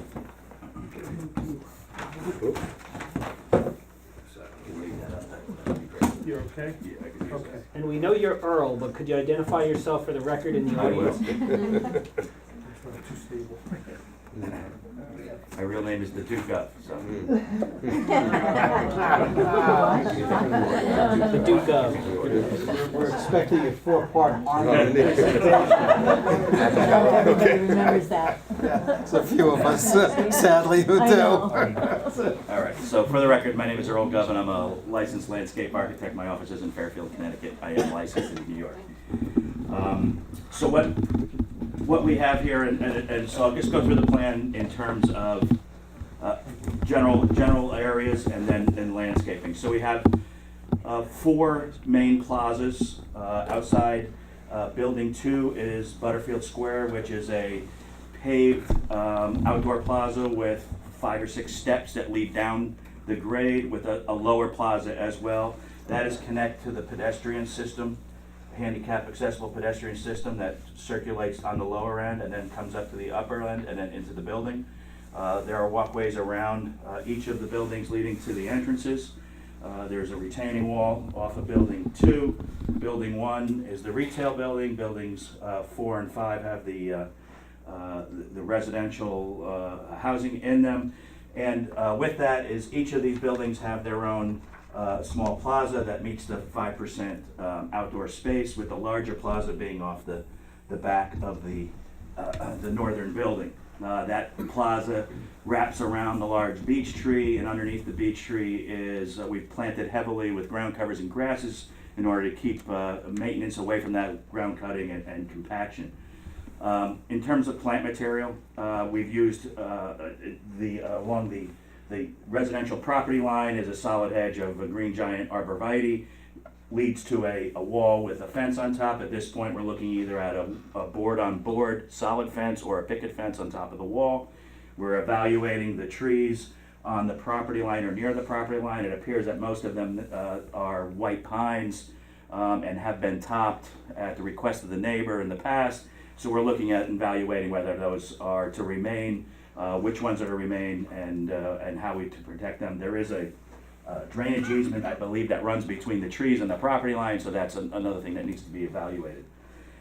In terms of the Gateway Park, the idea is that the low end of that park would be receiving waters from both the Gateway Park itself and from the buildings adjacent to, and the concept behind that is to have a lower area which is planted with ornamentals and native plants, with a site wall that is on the one side, which would actually be a seat wall, which you could overlook that area. There's also benches and plantings on the back side. So the idea is that it's a focal point leading from the grass area, taking in the runoff, treating the runoff prior to it getting into the infiltrators which are below it. So that's a main feature, and it's meant to bring you into the site so that you can circulate around it, and planted heavily with both, like I said, natives and ornamentals. Some of the natives are Joe Pye weed and some liatris, as well as sedge. And additional to that, we like to throw in some of the more showy plants, such as rudbeckia and hemerocallis, daylilies. We've added some trees as per some comments to supplement the existing trees along 9D.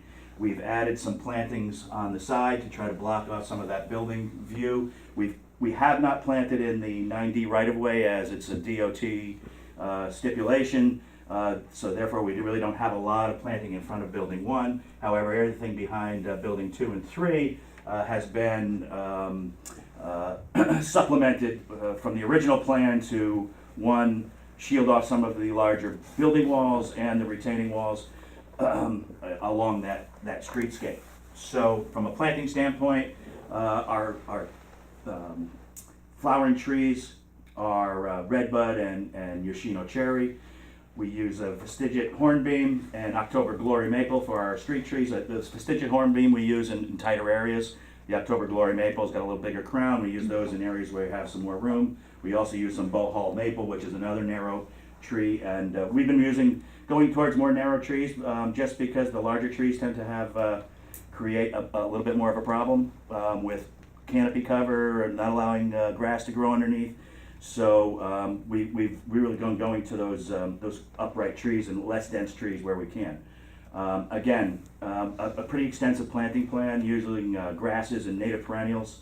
In general, we on the north sides of the buildings, we're sticking with more traditional ilex, low hedge, and hydrangea. On the sunny side of the buildings, we're using more perennials, grasses, and roses, trying to bring in kind of that a little different feel, give a little maybe identity to each of the entrances, so that it's not all monotonous, it's not all the same. And again, some hedging material between the three residential lots. Again, green giant arborvitae. It is deer resistant, does not get eaten by the deer, and creates a good sized hedge for those different uses there.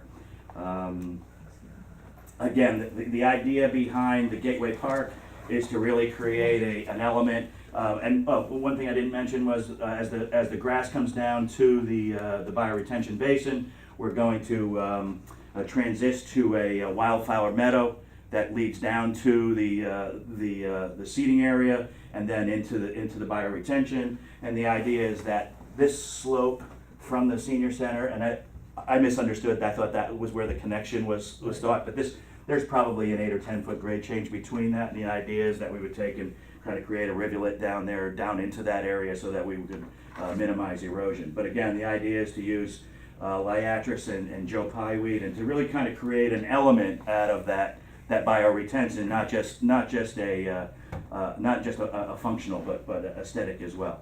And again, I think tying that with the Butterfield Square, I think will give us a kind of a start and a finish to the project and clean up those two ends. I could talk a little bit about lighting. Yes, go right ahead. The larger trees along 9D, Yeah. are those existing? These larger ones are existing. Are they And existing? Yes, they are. But have you looked at them? Some of them look to me to be in pretty bad shape, and I'm wondering if they're worth saving. I think there's a couple. The couple that are in bad shape are coming out. These are the ones that are evaluated that we felt were worth saving. Mhm. And again, we're supplementing those in between with the larger October Glory maples to try to fill in that area. And along Pauling Avenue up there, it's kind of like a drop off in there, and it looks like it's just an overgrown area. Is the intent to remove that and replant it, or? At this point, we weren't replanting anything. We could certainly look at that. It looks to me like it's just there's a hedgerow culvert there that comes that's- off from Pauling that dumps into the area, and then it looks like it just. There's a significant drop off there. Yes. From the sidewalk down, with Yeah, I think- scrub. I think the idea here was to regrade that, so it's a little gentler slope, not such a steep slope from Pauling down, trying to alleviate kind of the hole and grading that down in. Quick question. Yes. Landscaping in front of Leahy, is how tall or? We have what we have here is a combination of vestigiate blue spruce and Serbian spruce, as well as some ornamentals. We're up on the higher end. We're using some of the Hollywood juniper, just trying to create a little bit of different feel. But in general, the plantings along the front are narrow, upright evergreens. And supplemented with the grasses and perennials below it. So there is a layered plant. It's not just the evergreens. There's larger shrubs in front of it, and then there's some grasses in front as well. We like using the grasses because they go away in the winter. You can plow on them. They come back in the spring. Sometimes when we use too many shrubs, we end up with piling snow on, so we've kind of used those grasses in places where we can plow snow onto them. But the evergreens will shield quite a bit of. Yeah, and again, we've gone to that more narrow upright to avoid those huge crowns that come down in heavy snow. We're really trying to look at streamlining that and planting a little tighter and really kind of creating that varying screening, not a solid screen like we do have on the property line. Your arborvitae green giants. Yes. How tall do they grow? They'll get 15 to 20, easy. Easy. Yeah. Yeah, because I was looking it up and, you know, depending upon conditions, and I understand they're wonderful plants because they do thrive in all sorts of conditions. My concern, both from, if I were a resident inside the project and a neighbor, would be that whole big long row of arborvitae green giants. Is there a way of maybe incorporating some other evergreens that have varying height and maybe even color? We're talking in this row here, or? Well, both of them, arborvitae rows. It's like, We certainly could. We are certainly limited with space in this area here. We could do something, more natural. Is basically what you're, kind of varying, and I understand the concept. The look here was to try to give them a hedge look, to try to define that edge as the 3 residential properties and the multifamily or the larger buildings. The buildings are 2 stories, and we're trying to get a little height so that you don't get a hedge of 6 or 8 feet. I understand that, but I think it's gonna be very monotonous. And I think the one going from Paulding down to 9D, that whole hedge, could be almost oppressive. Yeah, no, well, again, it does break up, but we could certainly look at changing the material so that we get some variation. I certainly have no Along those lines. no complaint about that.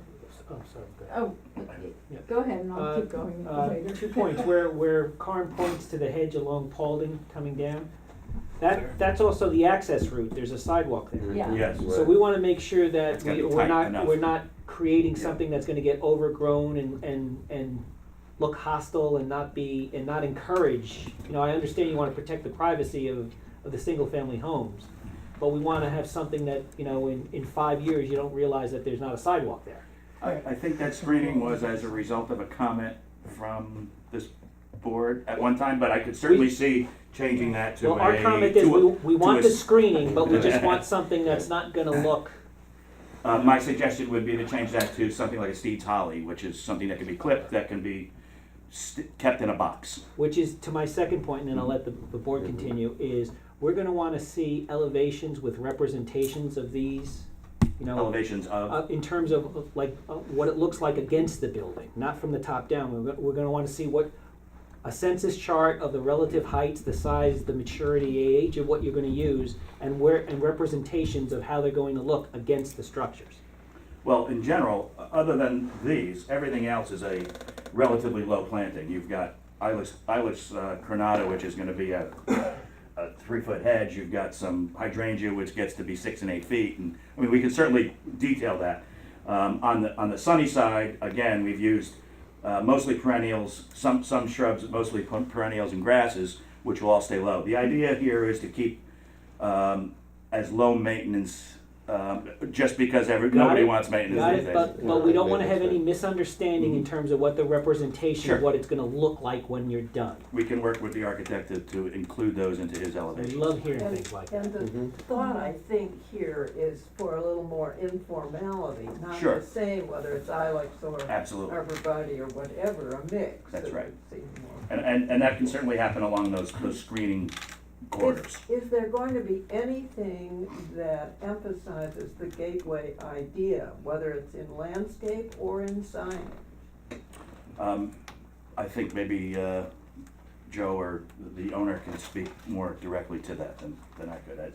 As in terms of landscape, there's no signature landscape that's part of this other than it's a heavily landscaped site. The only other point I would prefer is on the side, the residence that abuts the green, the gateway property, all right? I would imagine if you could have some type of landscaping element that demarcates that lot from the green. Sure. Because I can see that owner coming back wanting a fence something that's gonna we will. delineate. Or putting a shed in Or, Gateway Park. yeah, That's the- we don't, that's a four-letter word, we don't use that here, but in any case, something that delineates what's his property. His garden. Yes, his garden or whatever, so footballs and frisbees aren't flying into his yard, or dogs aren't running amok. Not that it's going to be a dog park, I don't wanna be quoted in that respect. Something that delineates his property from the common property. Sure.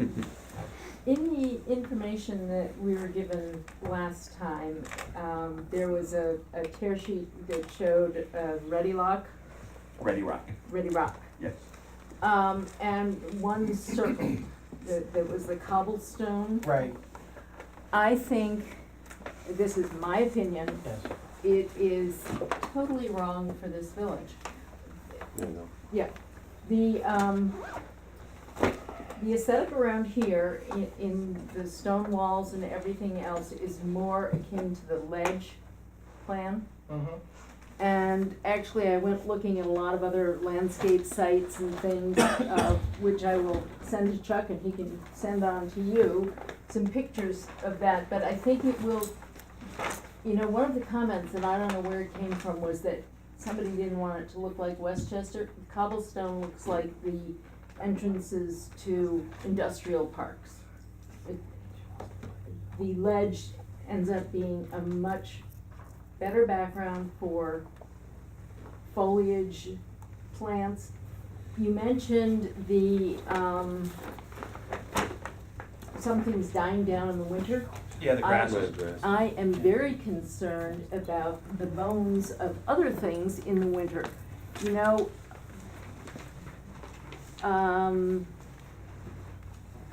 some of the little Japanese maples have interesting shapes.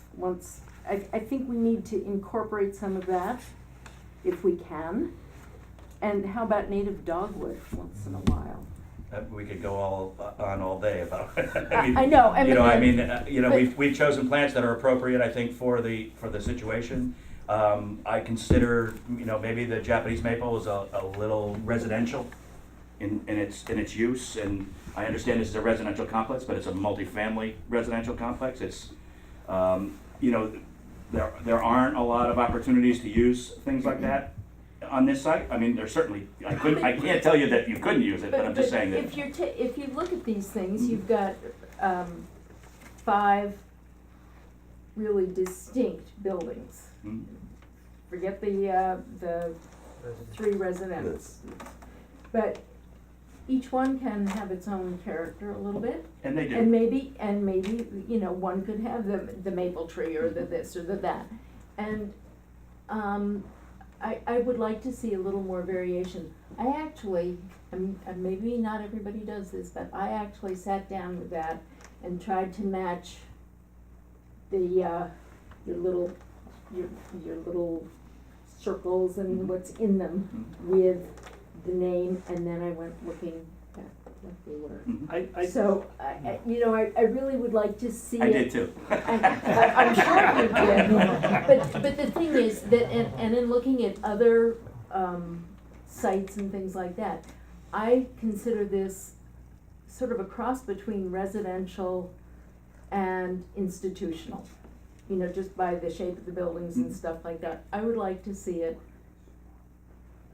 kind of err on the side of residential. Soften. And further to that idea, like a planting schedule with, what we said earlier in terms of representations of what you anticipate is going to be planted where relative to the buildings or whatever. I So- believe that's on the No, but I'm plan just that was saying, submitted. a pictorial representation, so we can see, relative to the mass of the building, what the plant is going to look like, where it's gonna be planted, in the northeast corner, or the grass is gonna go here. So we have some idea visually, from a streetscape, what it's intended to look like. Your planting schedule. I can certainly supply you with this plan, which correlates to the planting schedule. Right. So every plant that we have in the planting schedule, I believe, maybe not everyone is here, but most of them are on this sheet. So you could certainly take this sheet and the planting schedule and see what's what. Every plant has been labeled, double checked this time so that the numbers are correct and pointed to the right area. We've actually added some plants from the previous scheme, but This plan does correlate to the plan you have, and we can certainly provide this for you and as a exhibit. I think where you're going then, and there was discussion of it earlier, maybe incorporating these into the building elevations, so. Right, from the so street like to a it. Google Right. streetscape of whatever, or Right. Photoshop, so we can see relative to what the You know, planned perhaps- out will look like. Perhaps not around every building, but certainly here and, you know, where there's a Right, with a potential. representation of what the schedule will look like when it's fully, Right. you know, implemented. And I have one other thing, and you might just hate me for it, but people who live there won't. Any chance of having some nice daffodil bulbs of different kinds? Sure. Deer don't like them, Absolutely. and deer will go through there, I'm sure, but, Absolutely. what? And I think we need some of those, sort of more residential little touches around. I'm sure Earl will be able to handle that. I'm sure he will too, I think if especially you, if I I think if you look at most of the planting though, it is pretty residential. You know, it's really not institutional, other than maybe some of the screening that's happening as a result of the, you know, the comments and trying to screen some of the Screening, building. yeah. I mean, we, you know, typically you wouldn't maybe see so much screening in a residential, you'd see more ground cover, more Right. sitting areas. You know, you have slopes here, you're trying to accomplish two things at once. One is create a soft landscape for the residents while screening for everybody else who's driving by. So you do get a little bit of both, and it's a balancing act between the two. The other thing is, when I'm talking about the big long arborvitae fence or Mhm. whatever we wanna call it, I'm concerned about being on the other side of it. And I believe that it's a commercial property? No, No, another it's residential. Over here? No, she's talking about the long building I four, thought five, this long one six. one. was. No, the big Way at the long top, one, Here. up in Oh, there. yeah. that one, you know, Yeah. because of all those These ones are on residences, whatever I that thought. place Correct. is called. So, That's open. Open lot, yeah. mhm. Well, so, you know, there, where does Tom Ralston or whatever the, Grove Court. Grove Court, there are all That's up those higher, buildings right. there. It's up higher. You know, again, we're limited to what we can do there by the existing condition of where the pavement is in the property line. And there's also a pre-existing fence on that Right, residential so we're lot. kind of That's right. maintaining that But line still, runs up.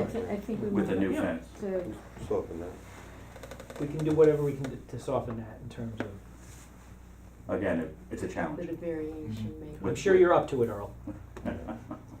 All right, any other questions on the landscape, Miller? I have a Brad? couple. These two trees, Yeah, those are the ones we're talking about, Yeah. we're evaluating those now. We actually don't think they're worth, we think that these are actually back further off the property, and they may be pines, they may not be worth the effort in saving them, so we're gonna reevaluate the landscape in here, the existing landscape. the mature trees that were noted. Yeah, down before. quite a few of them are, you know, Is the there broken some, limbs uh, and dead right. centers and. Is there some preemptive pruning or? Sure, we'll take another look to That's see, a- make sure these are the ones we're saving, and what might need to happen to those selective pruning, deadwood, et cetera, and have maybe an arborist evaluate those in terms of their Probably some are quality. better off just for being replaced. Two more, the beech tree up there that's being preserved, there's some plantings coming in Mhm. fairly close to that. You might consider, I think most of the growing is done, but perhaps a little too close there, but what was the ground cover? I believe it's liriape, which is a low-growing grass type with a pink flower. There's also some hosta underneath there, Okay. big leaf hosta, which I think is a nice, the sum and substance The hosta. deer will is- love those. Yeah. Now, I know maples are shallow rooted and sensitive to understory plantings. Mhm. How about that tree? Which tree about? The This, existing one. the existing beech? Yeah. Well, that's essentially why we're doing what we're doing, which is keeping all the pavement away from it, and just planting in it. And the idea behind planting in it is so that it does not continue to get rolled over by a mower and compacted to the point where it'll lead to the destruction of the tree. So Those that's the idea. species, do they play nice in the sandbox with that root system? Beech trees tend to have a surface root, and which is why we're staying around the drip edge of the tree, or staying off the drip edge of the tree. Okay, and last one, the bioretention areas, did you consult and use for guidance the DEC recommended planning list for bioretention areas? I've done at least 40 different bioretention areas. It may not be exactly what DEC, but this is what we've used, and I'll certainly check it against the DEC planting, but we've got a lot of experience with it, and we like to really kind of combine both the ornamental and natives so that we can. What we found is certain situations, certain plants will do better. So we don't put one plant in, we put about 20, 15 different plants in there and see what takes over. It depends on the water level, depends on how dry it is, depends on the microclimate. So we really try to add in enough color and natives so that we kind of get a combination, but eventually nature takes over. And Yeah, you're looking for a mix between color and aesthetics and tree. that's right. So we have the basic mat is a native sedge, and Joe Pieweed, which is also a native. And then on the perimeters, we tend to go with a little bit more of an ornamental so that we can kind of combine that and give a 3-season look at least. You mentioned on the shallow root system of the beech trees, the terrace or plaza outside of 4, 5, and 6. Is that what's structure? That would be Permeable or? well, it's bluestone. Right now, it's considered to be bluestone. It could change. That's in my mind. That's on a sand base. Okay. So it's permeable, so you're only going down 6 inches at the most, and then so that it could move. So there's no and could be drainage picked or up. compaction issue that That's would. correct, and we are outside the drip line. Okay. Also, there's a safety issue with that too. So you need to balance safety with the environment. Just reinforce the desire to have elevations both with and without planting. Okay, no problem. Any other questions regarding the landscaping? Well, let's move on to lighting. And just, there are some issues with some of the lighting, and I think we're going to reevaluate some of the parking lot lighting. There are issues. It's hard to light a parking lot with 12-foot lights without having extraordinarily large amount of lights. So I think originally, and I think that basically our pedestrian lighting is going to remain the same. It'll be a battery park type fixture, but I think we're going to reevaluate and look at the parking lots and how we might be able to bring in whether it's another fixture or I hate to put this fixture on too tall of a pole. I don't think it works real well. They're really made to be on a 12 to 14-foot pole. It's a pedestrian fixture in essence. It's not really meant to be a parking lot fixture, so I think we need to reevaluate that to see if there's something a little bit more efficient. And we'll use this around the buildings in a bit more of a pedestrian function. But again, we try to, working with our lighting consultant, they like to have a little bit more light for a senior facility. But we're trying to balance that with the fact that it's up against a neighborhood. Don't want to overlight it, wanted to keep a minimum. We have a minimum of a 1/2 foot candle. Right now we're calling for an LED light. With this type of fixture, we need to have a fixture that actually has a cap to it in order for dark sky compliant. So again, I think this is a good lighting plan for the minimal amount of light. I think we need to take another look at it to see if we can be a little bit more efficient and maybe use the historic pole as more of an accent and maybe not as the overall for every area of the site. And I think we can, next time around, we can kind of talk about that again. And But you wouldn't want to consider wall packs or anything like that? oh yeah, That would look very obtrusive. well, I think there are certainly better looking wall packs. Yeah, And whether or not we can come up with a system that doesn't have poles and directly in front of a unit where we can use the building lighting to accomplish some of those goals. Also on the sidewalk, we have going out to Paulding Avenue, you don't have any lighting up there.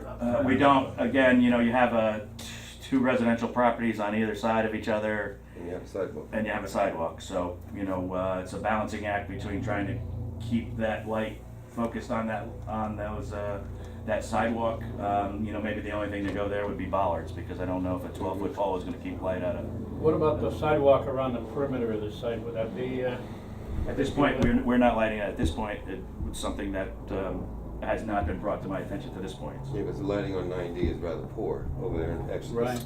Especially over in the corner. That and also in front of building 1. You don't have anything in front of that as far as near the entrance. You just have on the driveways. Right. Well, the entrance to the building is here. Well, we are at the backside that's facing 9D. So, I mean, I don't see any, I mean, this, they're not parking on 9D coming in, so, Mhm. and again, it's not our property. It's DOT property, so. You know, the bollards just dark. are that type of lighting is what's down on the dock now. Mm-hmm. And it's very efficient and not, Yeah, it's a You low know- level lighting. Intrusive. it's very nice. Unfortunately, you can't light a parking lot with it, so if you're No, trying no, to. but I'm thinking of the sidewalk, you know? Yeah, oh, this It really- sidewalk, yeah. Right, Or okay. the sidewalk that runs around the park. It's probably not the right fixture for that. No, I You wouldn't. really would want something that's gonna give you a road, you know, at very least, it would be a 12-foot fixture, if not something taller that's giving you a little bit better lighting all around. Will there be walk areas that will be dark at night? Everything meets, you know, again, 0.5 is maybe not considered safe lighting, but I don't know, you know, safe lighting could be way too much light. You know, the minimum safe lighting number may be way too much light for this facility when you really look at that. So we're trying to give a safe half a foot candle as an average and trying to focus it on the pavement areas, on the walk areas. In certain areas you could do double heads if you wanted to keep that 12-foot pole. Yeah, and again, I think that needs to be evaluated in terms of, you know, efficiency. And, I think and the other thing is with aging eyes, and I They need speak more from light. experience, you don't want bright light, you know, blobs of bright Right, light, because your eyes don't adjust fast enough Mhm. between the bright and the dark. Scientific fact. so what you're saying is the red is that 0.5. Mhm. So it's showing you that the, you know, the walkways are pretty much lit with that 0.5. Except for the sidewalks. Mm. Well, the exterior, we don't have any lights there, so obviously they're not getting lit, but interior of the site, our walkways are lit. Any other questions? Since you're re-engineering this, so to speak, there's gonna be a strong prejudice for LED lighting, I'll tell you right These now. are LED. Everything's gonna be LED? These are LED. Those are LED. Again, when we reevaluate, we'll certainly look at our options. At this point, this has been engineered with LED lighting. We like that. Very good. Do you know the K number? No. Any other questions at this time regarding the lighting? Will we see, Chuck, do you think we'll see the revised lighting plan in the next iteration, or? When is that next iteration? Next year. Sometime next You got year. all the time in the world. Approximately 3 weeks. Our clock is ticking. Approximately 3 weeks. Yeah, we'll look at it. We'll look at it. Give it a shot. Okay. All right, Chuck, next up, where are we? Joe, do you have any concluding remarks, or? Only that, you know, we received the memo today, the review memo today. There's nothing in there that's of significance that we can't address, and you know, we feel comfortable addressing that and on our next go around. Which is in 3 weeks. Which that's what we're hearing. Yeah. It's not a rumor. Next year. It's not a rumor. Yeah, I have one more question. There was a joint meeting between the Historic District Review Board and the Planning Board. They made some suggestions which seem to be a common sense architectural thing.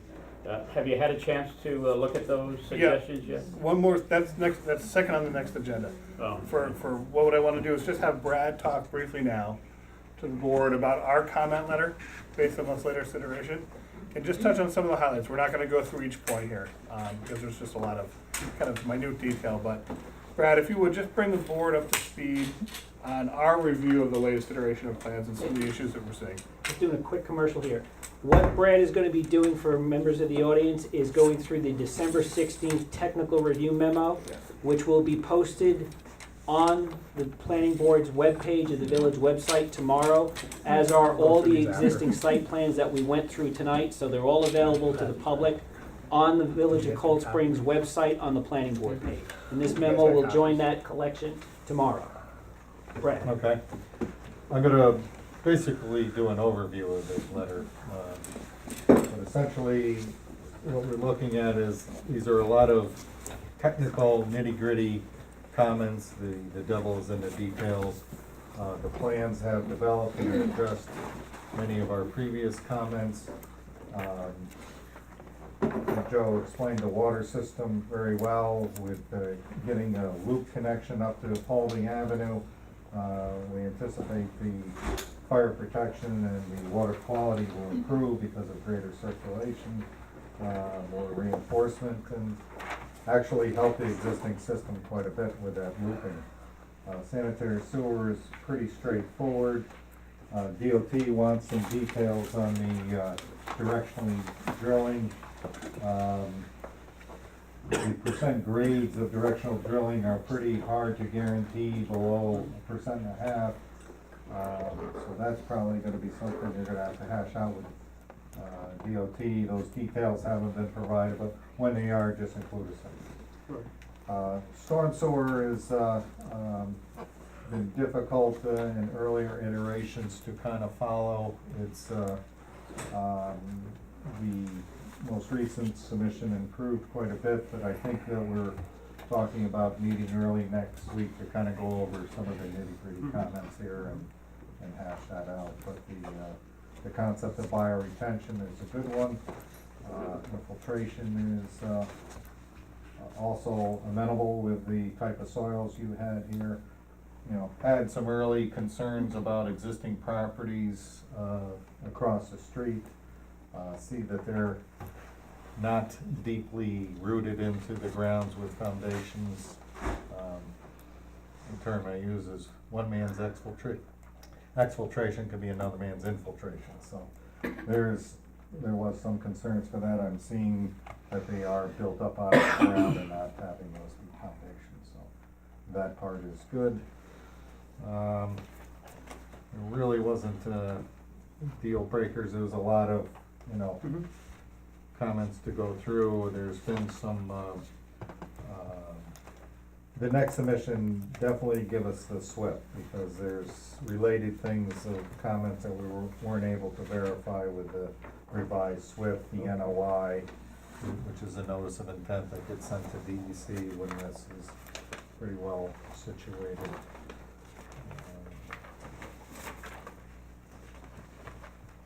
Some questions in the water and engineering sewer report.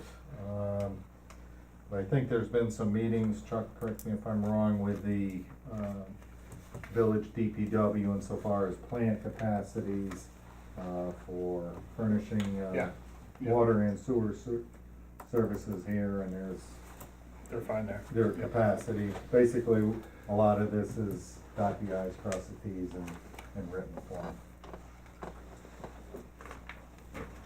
Are we gonna actually get, a review memo from them or some type of What'll happen is, acknowledgement from them? yeah, when we get to the final set of technical comments, we'll refer everything over to their department again for another look-see Okay. and additional comments. We wanna make sure your designs were, Okay. fairly well established before they commented. Yeah, and I think it was the pre-treatment systems and the rainwater harvesting systems. These are great concepts, and it's just, as I said, the devil's in the details, and just in understanding the flow areas helped a lot. The iteration before was tough to follow. Okay. But this is, going through fairly rapidly, and we'll get these things addressed.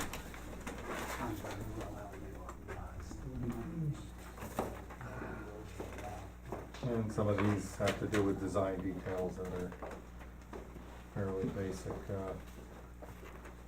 correct. And that is pretty much of a summary. Like I say, these are very technical things in nature, but I think, meeting next week, wherever we end up doing that, I think would help out quite a bit. Arnie? Yeah, I have one question. Along Paulding Avenue, either one or more of the catch basins drains into that wild growth area in that corner. If that area is gonna be regraded, what would happen to that? Would that continue to empty into the area, or would it be, Well, certainly, if there's something there, then we need to track that down and look for it.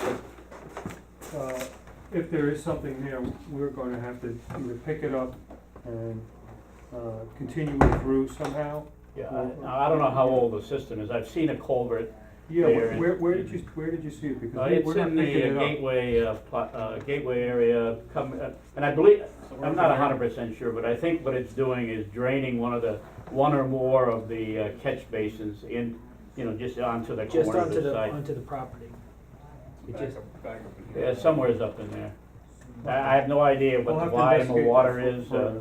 It may even be abandoned. I've just noticed the culvert there. It didn't look like it was abandoned. It looked like water at times flows out of there. Yeah, like an old clay tile line, it might be. I think it's corrugated. Corrugated. Yeah. Galvanized Okay. corrugated. Yeah, if Yeah. that's 12 inches or larger, there probably be some evidence of discharge, and, that's enough of a flow that you would wanna do something with it. It's not inconceivable to have a level spreader and let the grass and the wildflowers take a sheet run off, but you kinda wanna know the drainage area that's behind there. If it's a couple thousand square feet, that's one thing. If it's, half, 3/4 of an acre, that's another. Okay, maybe just one catch basin. Right. anything else at this point? You'll just, you're gonna capture I realize the technical memo, we came in dribs and drabs, but you're gonna recapture all this, cause there was something in Correct. terms of the truck turnout and then the washout for the Yep. cement trucks, things like that, so Yep. that's gotta be in the next iteration, okay? Yeah, and Joe's aware of that. Alright, good. The next thing we had up was exactly what Arnie had raised earlier. The board the last time had asked the applicants to basically take a look at the suggestions made by the HDRB. And Matt, did you guys bring copies of those Yes. for the board? What the applicants did is analyze several scenarios for slightly reorienting buildings 1 and 2. So we asked Matt to prepare some materials just to hand out to you guys to take a look. And we've seen these, but I'm gonna just pass that along. That's the scenarios. Yeah, these are our copies here. So Matt, if you would, you just walk the board through what you guys looked at. Right. And, some of the different, and Joe certainly, some of the different alternatives, and just kind of describe, how you kind of came to these. Okay, so the line drawings, we'll start with building 2, which is option A.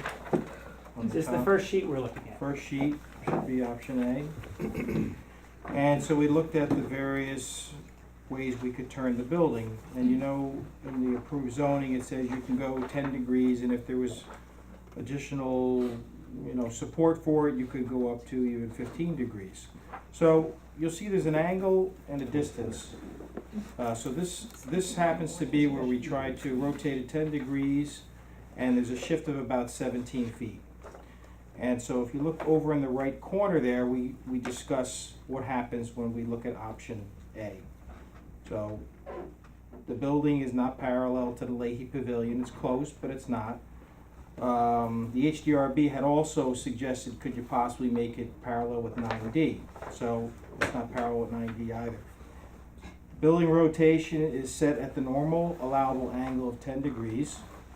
There's a 17-foot shift that exceeds the suggested 15-foot. You may recall you're allowed 15. Again, with additional support, the board could go up to 25 feet. So this is 17 feet.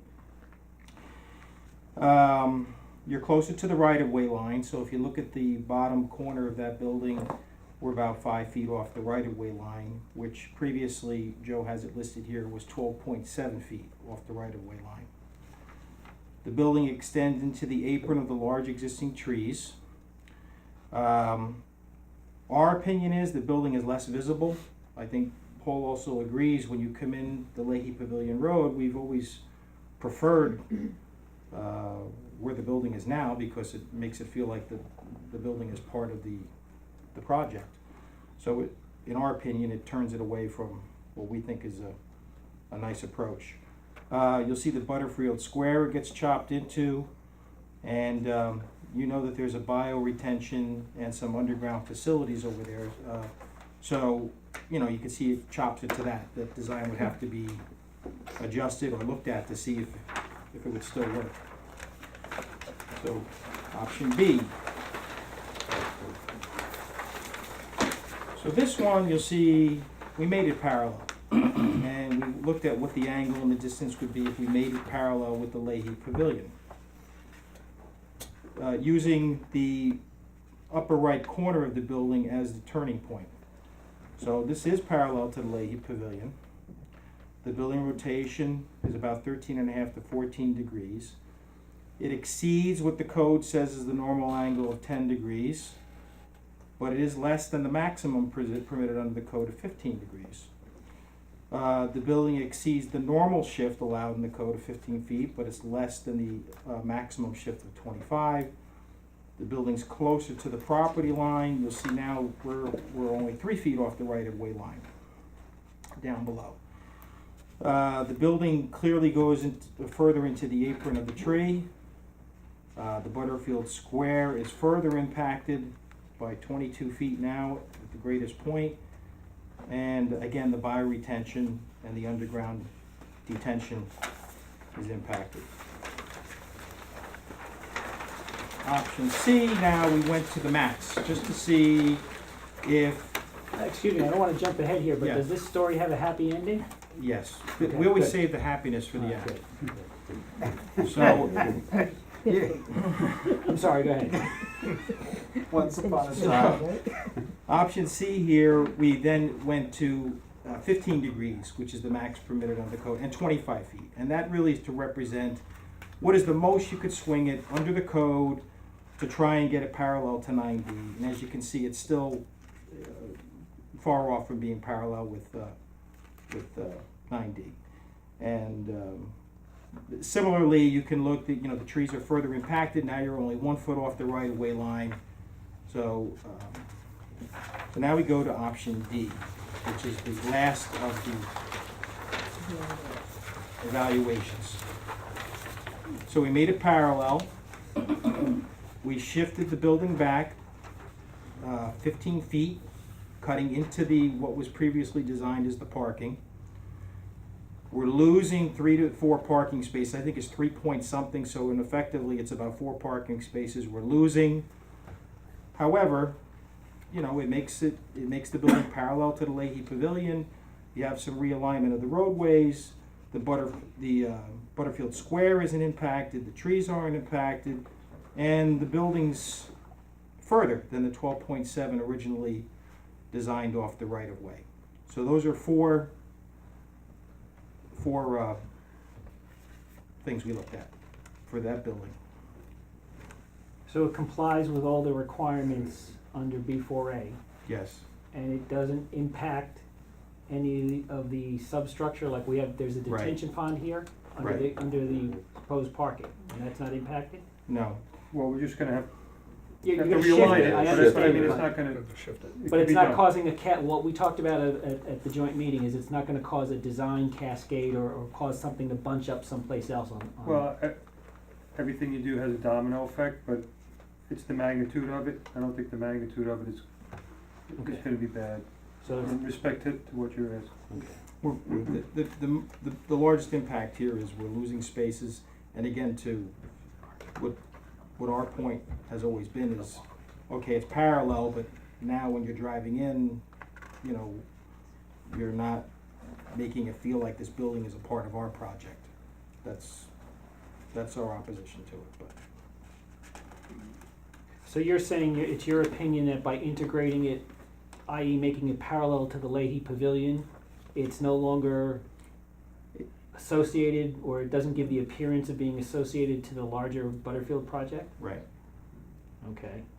Well, it's not perpendicular to the road, so you don't get your full impact. Okay, Okay. alright. The one thing that I see on this one, if this is your preferred solution or your attempt to address the solution, I see this as an opportunity to maybe also expand the Butterfield Square.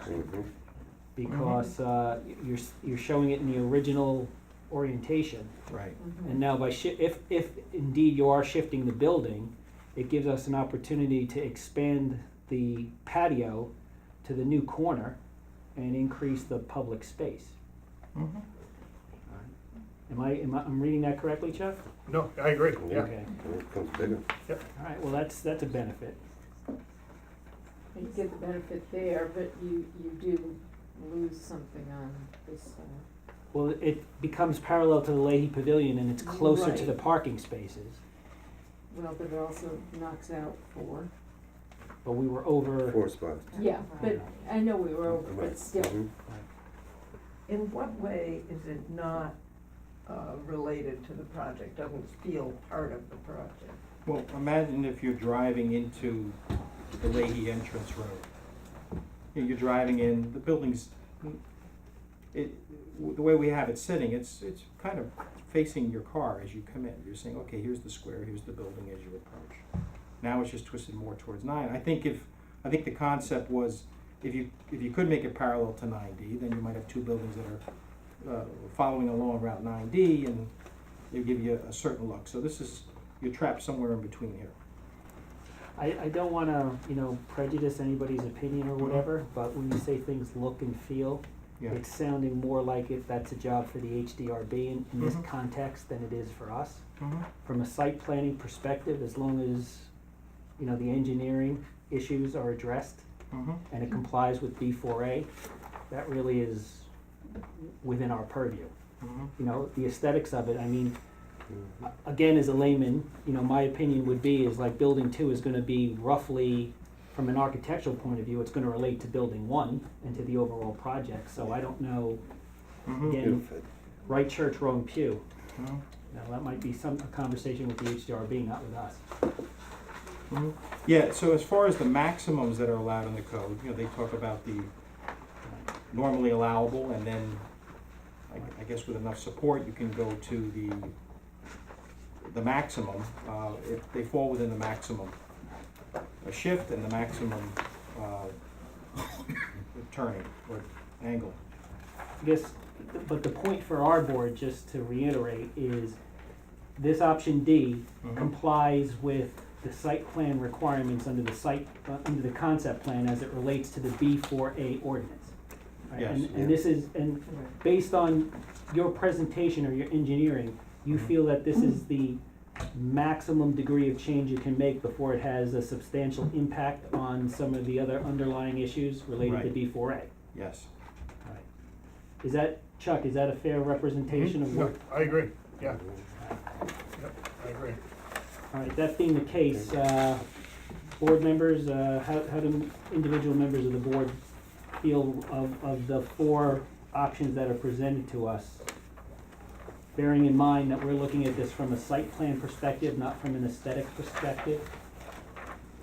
I think option D is the better one, because we gain distance in from the property line on the sidewalk up 9D. We go up to 15 feet. And now the court, the square actually becomes larger, it becomes a grander entrance. It will put us out of compliance for number of parking spaces. In terms of, We were well, there over. was some discussion in our earlier meetings that you were over what you needed for the parking spaces, and now we're, Now we're dead even of what the code requirement is. okay. Before any reduction that you may be inclined to take, that you're permitted to take. Okay, but right now, what you just said is you're in compliance. Our current plan is in compliance, we'll lose some spaces with this option, that'll put us below. So the 4 spaces that you'll lose will put you under. That's Yes. right. How Okay. far under? 4 Four spaces. spaces. Just the 4 space, so you're exactly at the number. Right now, we are exactly at the number. Okay, Awful lot of parking. all right, well, Because let's, we gave up spaces on, we gave up so the spaces grading, over right? in here to Okay, protect those trees. okay. We were over. That's something to be considered, and Chuck will capture that in his analysis, but thank you for pointing it out, but as we all know, there are trade-offs here. So, individual board members. The original perpendicular to Butterfield Road makes a lot of sense, I'd say. Even though it doesn't give the additional Butterfield square Mhm. space. Which, are you speaking to a specific option? Which The option? original. Original. The original. versus D. A? No, we No, don't the have. original. Oh, the original, gotcha. The original. The real original, Mhm. before any change. Yeah. Okay. I think one of the things, if of the new ones, I think D is the best, but I do think it really starts making the parking that will remain off of Butterfield Court area in between Leahy and Building 2, I think it makes that very awkward. You know, you're Right, losing yeah. these, Mm-hmm. and then all of a sudden you've got, You're getting narrower Yeah. here, or, I mean, I would go with the original myself, but that's just my. but that other area, this square area here could actually open up if you wanted to. Which one? The back of the building. It doesn't have to be square like that. You could have this as parking also, still. You don't have to have this red line here. You can have spaces there. Oh, no, I'm thinking of these spaces. Well, No, they're what- they're having no, that. what he's talking about is, this is the new proposed parking, he's suggesting having it Oh, captured well, as, I as a wasn't, T. You could- you could still have those. I was not paying Yeah. attention to But the let's- red line, I was thinking of getting those extra, you know, those Yeah, you spaces, have to have but, that space. but I think that makes it Mhm. awkward there. That can just gain. Chuck, let's for procedurally, let's capture the individual board member comments. So when you evaluate it from a technical perspective, your suggestion might be, there might be a way to incorporate some of the board members' respective comments. Well, I think one of the things I'd like to preface just the discussion too by saying is, they weren't able to shift or reorient the entire site plan element here. You know, when we asked them to look at changing the building, that's what they did, they shifted the building footprint itself. Mhm. There was not a detailed analysis, say option D, when we look at the red outline for the parking area in Butterfield Court, as Karen was saying, there's some flexibility in here where they could potentially add 3 or 4 more spaces. It just wasn't, you know, Right, it designed. wasn't- Well, but no, Right. exactly. So They're we'll just, look at they're that. just showing the Yeah. technical Yeah. footprint of what's So possible. I wouldn't get too worried about, you know, looking at this exact picture we're seeing here and saying that's gonna be the final iteration, because it won't be. Mhm. You know, if you like the building orientation, I would focus on that. If you like the building orientation and the twist in the building, then we'll ask them to obviously redesign Butterfield Court and, you know, potentially the Butterfield Square to see what else can come out of that, so. It seems to me that making it parallel with Leahy places more emphasis on Leahy, which is not the most desirable feature of the site. But Leahy is going to be shielded by quite a By- bit, by by quite a bit of building lands, two by quite a bit of significant landscaping that's around in front of it. Then Which- why work to make it parallel?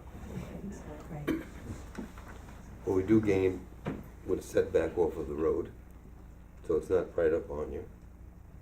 You can also, on the Butterfield Road, you gain landscaping on one side of it, if you wanted to add landscaping, if you wanted to. That's a good point, yeah, because we have that triangle now by Mhm. reorienting the Yeah. building, so that's another opportunity for landscaping that didn't exist Landscaping. previously. So that would soften the effect in that regard. I think, well, I don't know what I think. I think I'm gonna let everybody else speak.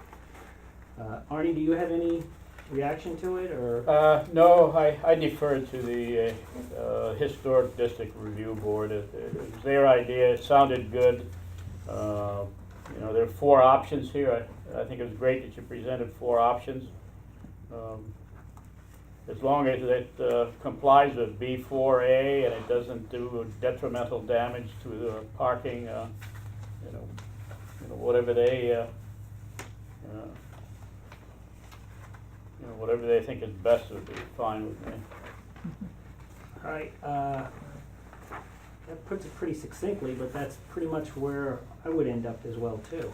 I mean, we did ask in our joint meeting for the applicant to come back and see if there was a way to re-engineer buildings, and we haven't gotten to building 1 yet, to re-engineer buildings 1 and 2 to address some of the concerns that were raised by the HDRB. And our feeling was, and what we stated at that time, is to the degree that we could accommodate their concerns without it impacting from a technically feasible point of view or violating, you know, significantly the requirements under B4A, which would then trigger variances and Lord knows what else. And I think the applicant's made a good faith effort to come up with 3 or 4 representations of how he can address what we agreed to. So I think what we should do is review them, go through the building 1 scenarios as well too, comment on them, have that captured in the minutes, and I think then this gets referred to the HDRB because this is more accurately their purview. Question one of the comments on the notes on the right, says Butterfield Square is reduced by 5 feet, but isn't it also increased? It will be. Yeah. Yeah. If- On yeah. this option? Yeah, if read your own, yes. D, option D. Yes. Yeah, Yep. so that last statement is not Mhm. really, Well, no, we're saying, under what was proposed, it's decreased based on this. What we're saying is that we want it increase, it can be increased as well too. Yeah. But it's not shown as being increased, it's staying with the original. There's something Joe reminded me of. This is, it was asked that the easement lines with the tenant for Leahy Pavilion be shown on the plan. So you'll see that we also, in addition to making it parallel, we put it as close as we could to the easement line. That's the next darkest line. Right, the black line, right. So we couldn't step over that. Let's suppose theoretically you wanted to lose that whole row of parking. You know, I can't move the building any further because we'd be over that We line. got that, I mean, Right. our direction was clear, to the extent that it still supports full compliance with B4A. Right. We were willing to entertain this exercise, Mhm. and that's what you've done, so take us through building 1, Okay. we'll comment on it, and then we'll refer all of this to the HDRB, and they now have an envelope from which to work. May I just say one more thing about building 2? By shifting it, even with option D, you lose the space for really being able to mitigate the architecture of Leahy. Or the lack thereof. I was trying to be nice. Because with the original plan, you did have nice areas here where you could plant. Now you're just going to be parallel in your parking as well as this building being parallel. I think it works better with the original. Okay. I'm not HDRB, I know that. Michael, just ask one question before we go to building 2. I just want to be sure I'm clear on one thing. Matt or whoever, in order to make sure that you do go with option D, do we need to recapture those 4 spaces where the trees were going to be protected in order to be in compliance? I just want to be sure that everybody knows if there are trade-offs and you have to do X in order to be in compliance, just let's be very clear about what those You might are. be able to pick up some parking here. If option D Or is even preferred, further, you may huh? be able to expand into here a little bit.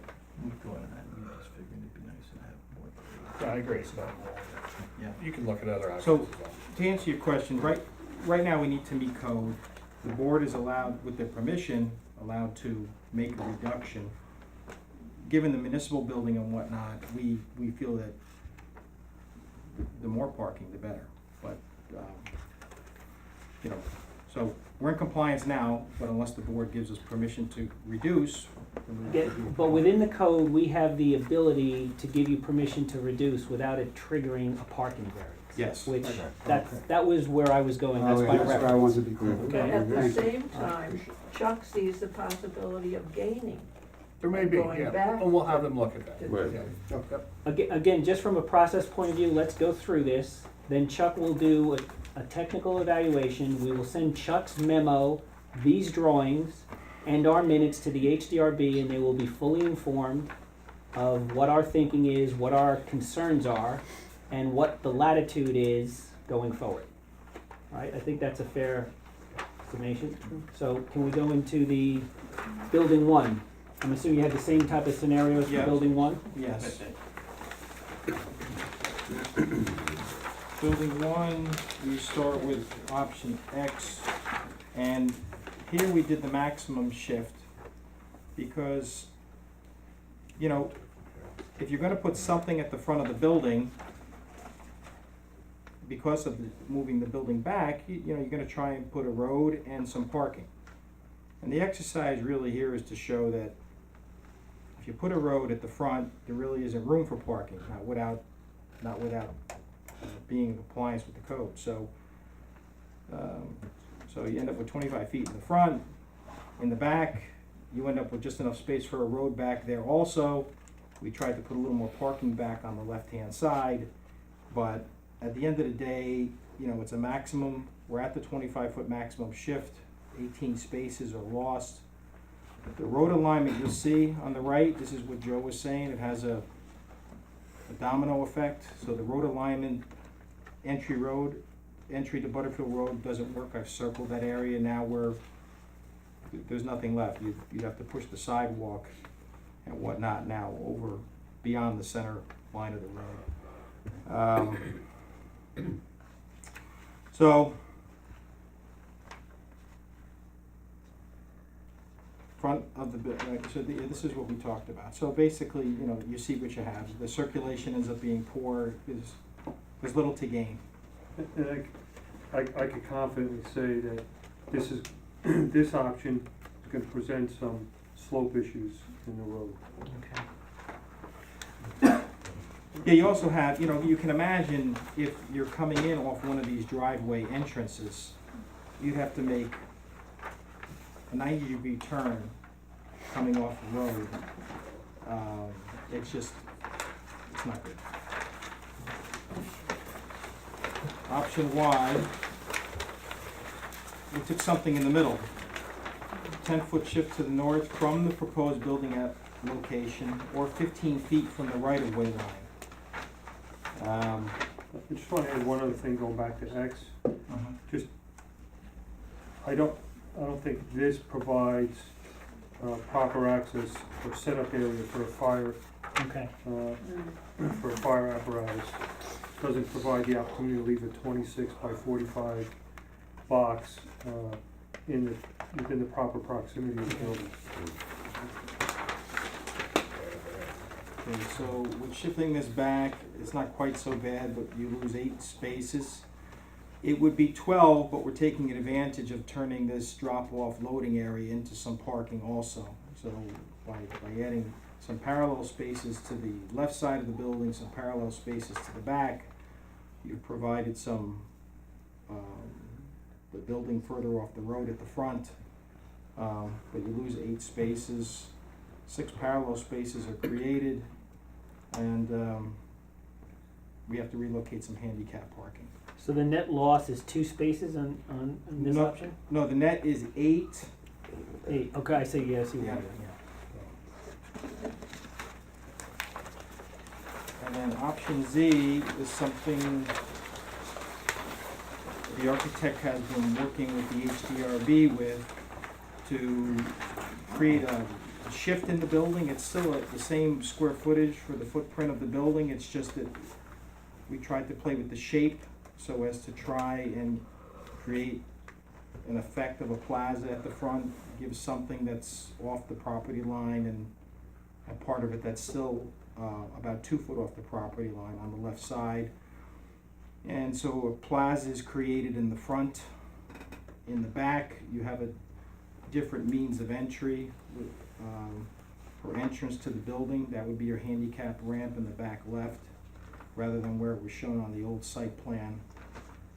And you know, you have to move some things around, but at the end of the day, it's a net 13-foot shift to the north.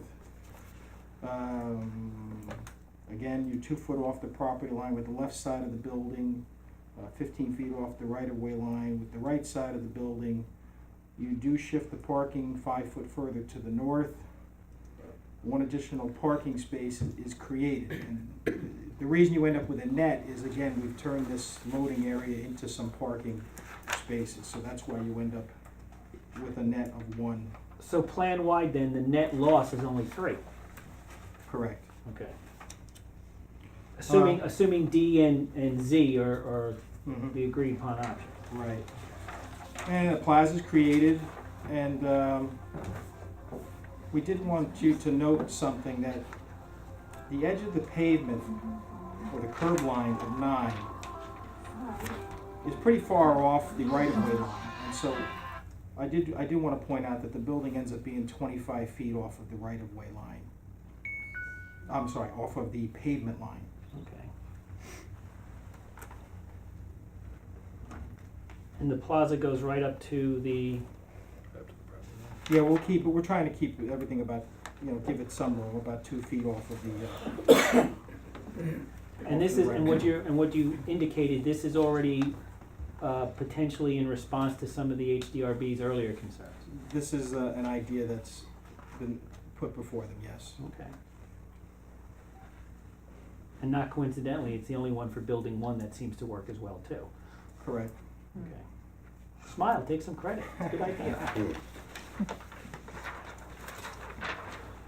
Right, Chuck, do you see any issues with this building 1 scenario that you're looking at? No, not initially. I think from an aesthetic standpoint, the plaza's a nice asset out front. It might soften the look of that building, certainly as you approach, give it more of a kind of a Main Street feel. It's closer. Yeah, we haven't seen kind of the new architecture that goes with this footprint, but I'm assuming it would still be, consistent with the designs that we've seen, to date, but, anytime you can increase a little bit of parking and make it, fit and look well, especially with a commercial building, I think it's a benefit, so. I don't see any internal circulation issues here. It looks like all the access ways still work well. Brad, you're not seeing anything from a stormwater standpoint or anything? No, as long as the plaza, it's gonna be at the low area there, if it's permeable. Question I would have is, do we know for sure that there's not any private utilities outside of right-of-way paralleling 9D right-of-way? Everything is overhead on 9D. It's only down where Chestnut, over where Chestnut forks off. Yeah, further down. That's on this plan, actually. Over here, the utilities run and they run down Chestnut, so everything's overhead. Gas? No gas. Yeah. The only thing we have is a drainage line along that. Yeah, there's a along drain that curb in the, line. along the curb. Still, it's nice. Yes? And then we would have to find a spot for a loading area. Just wanna confirm the size, you said the size is the same? Yes. There's no increase Correct. in size? Going back to why we lost only 3 spaces? Well, what happened is we're losing 4 over down at building 2. Unless we reconfigure that other area. Right, and then on this plan, you lost spaces, but we tried to regain them by turning the loading area into some parking. And you end up gaining 1 space by doing that, so 1 minus 1 from the 4, and gives you a net loss of 3. Well, also just, but for point of clarification, this loading area, which is really a lane, a drop-off lane, Yes. this is a residual feature from when building 1 was contemplated to be the senior center. Well, municipal building. even it was a carryover even from when it was thought you might have a post office. Right. But Right, post office. the post office is just gonna be a retail outlet if they go there at all. There would be Right. no postal trucks or anything. Yeah, if there's, for any kind of commercial use that's in this building, UPS, FedEx, whatever, that would be, they would utilize that loading area, when they're making. Just like they would, delivery. but it applies to the, it attaches to the same for buildings 4, 5, and 6, or Correct. building 2. So this was the only building that had a dedicated lane for that purpose. That's correct. Okay, But that's what it became, right. Parking's better than a, lane, right. On option Y again, also, was there any thought of a plaza area in that section again? Just like you did on Z? It could be. There could be a plaza area in that area. 'Cause then you're It's not the so- building job that kind of allows that plaza to have a function. And Yeah, but it could be a smaller plaza on that Well, corner from what area. they're also saying too, this footprint is also responding to some concerns that have Yeah. already been enumerated by the HDRB. Yeah, option Z. Mhm. Option Z. Option Z, then, Yeah. yes. The Okay. building job does some interesting things. Mm-hmm. Yeah, and it would- Yeah, that actually, does. it kind of looks with the way the plaza adjoins the open space across the Mhm. road, it kind of, Yeah, it brings it Nice- together. Very nice segue. and sets it back, so you actually, it makes the open space more of a more prominent feature as well, too. And it improves the sight line for Yeah. that exit. Yeah, it does. Yeah, 13 feet of relief in a building facade is quite a bit. It's a nice design feature. Mm-hmm. It should help. Are there any additional board comments at this time regarding option Z? Because I think, to reiterate what I said earlier, Chuck, if you would capture everybody's comments and then perform, a brief analysis in terms of, just to make sure that it's Yeah. not causing any problems anyplace else. Yeah, do you wanna just go around the table again? Yeah. Get everybody's opinions? And Well, I think the jog in itself goes to altogether a more appealing, more interesting, welcome. Do you like option X? Yeah. Option Z. Z. Excuse me. Yeah, and whether that kind of a feature could be incorporated in any of the others is also Or option an Y. open question. Yep. Okay. Karn?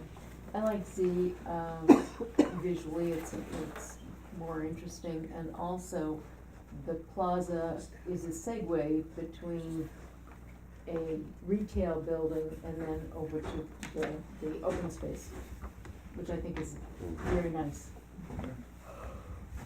Jim? I have to agree with Corin about that. I do like the way it opens up that whole area and the sight views of entering the area becomes much nicer into 9D.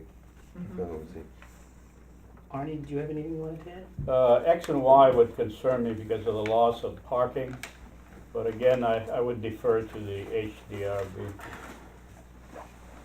And my comments would be as far as D and Z. I particularly like one that Z already responds to some concerns that have been enumerated by the HDRB. I like the addition of the plaza for the reasons that have already been stated, but I additionally also like the plaza in that it presents, it mates with the other commercial building that has a plaza.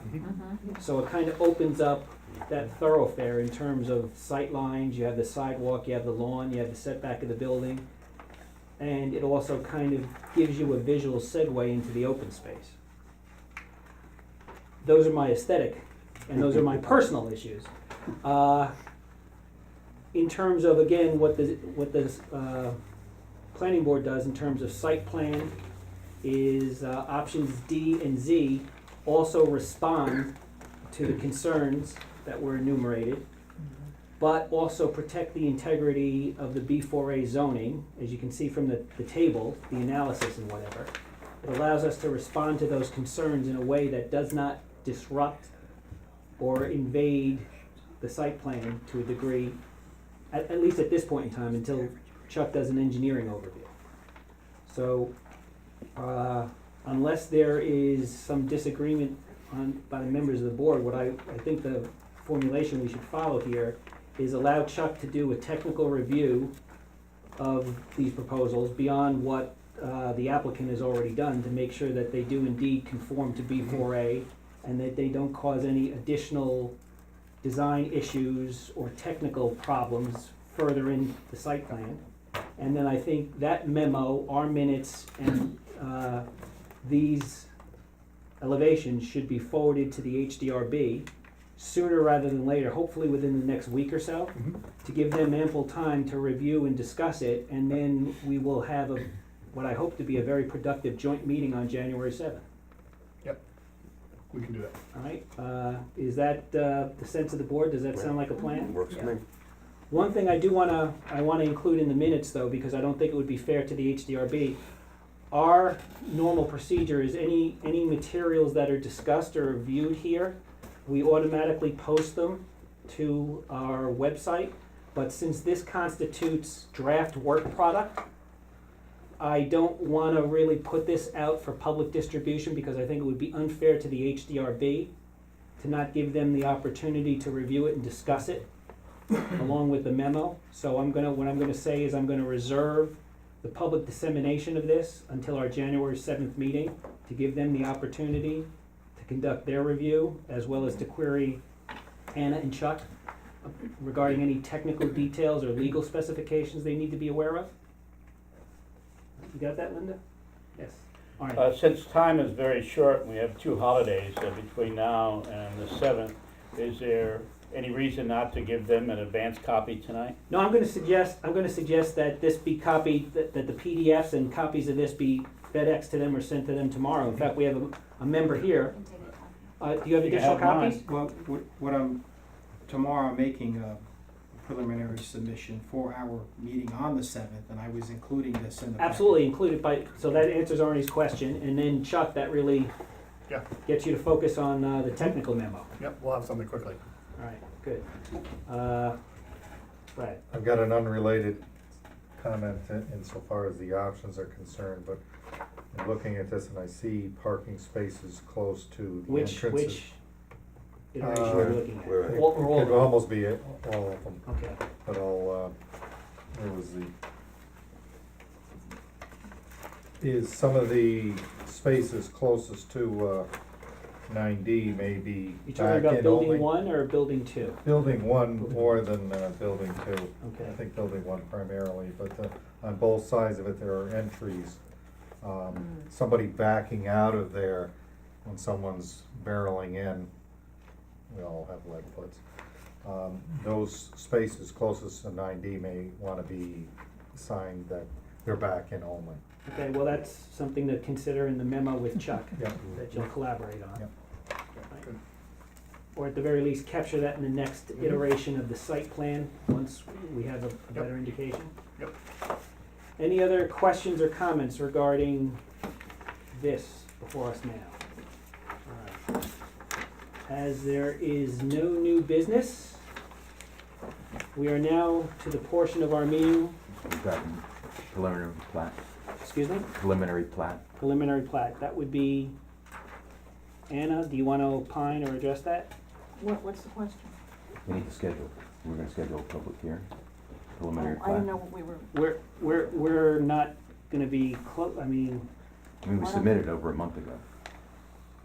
I don't know, is the board ready to schedule a public hearing? I mean,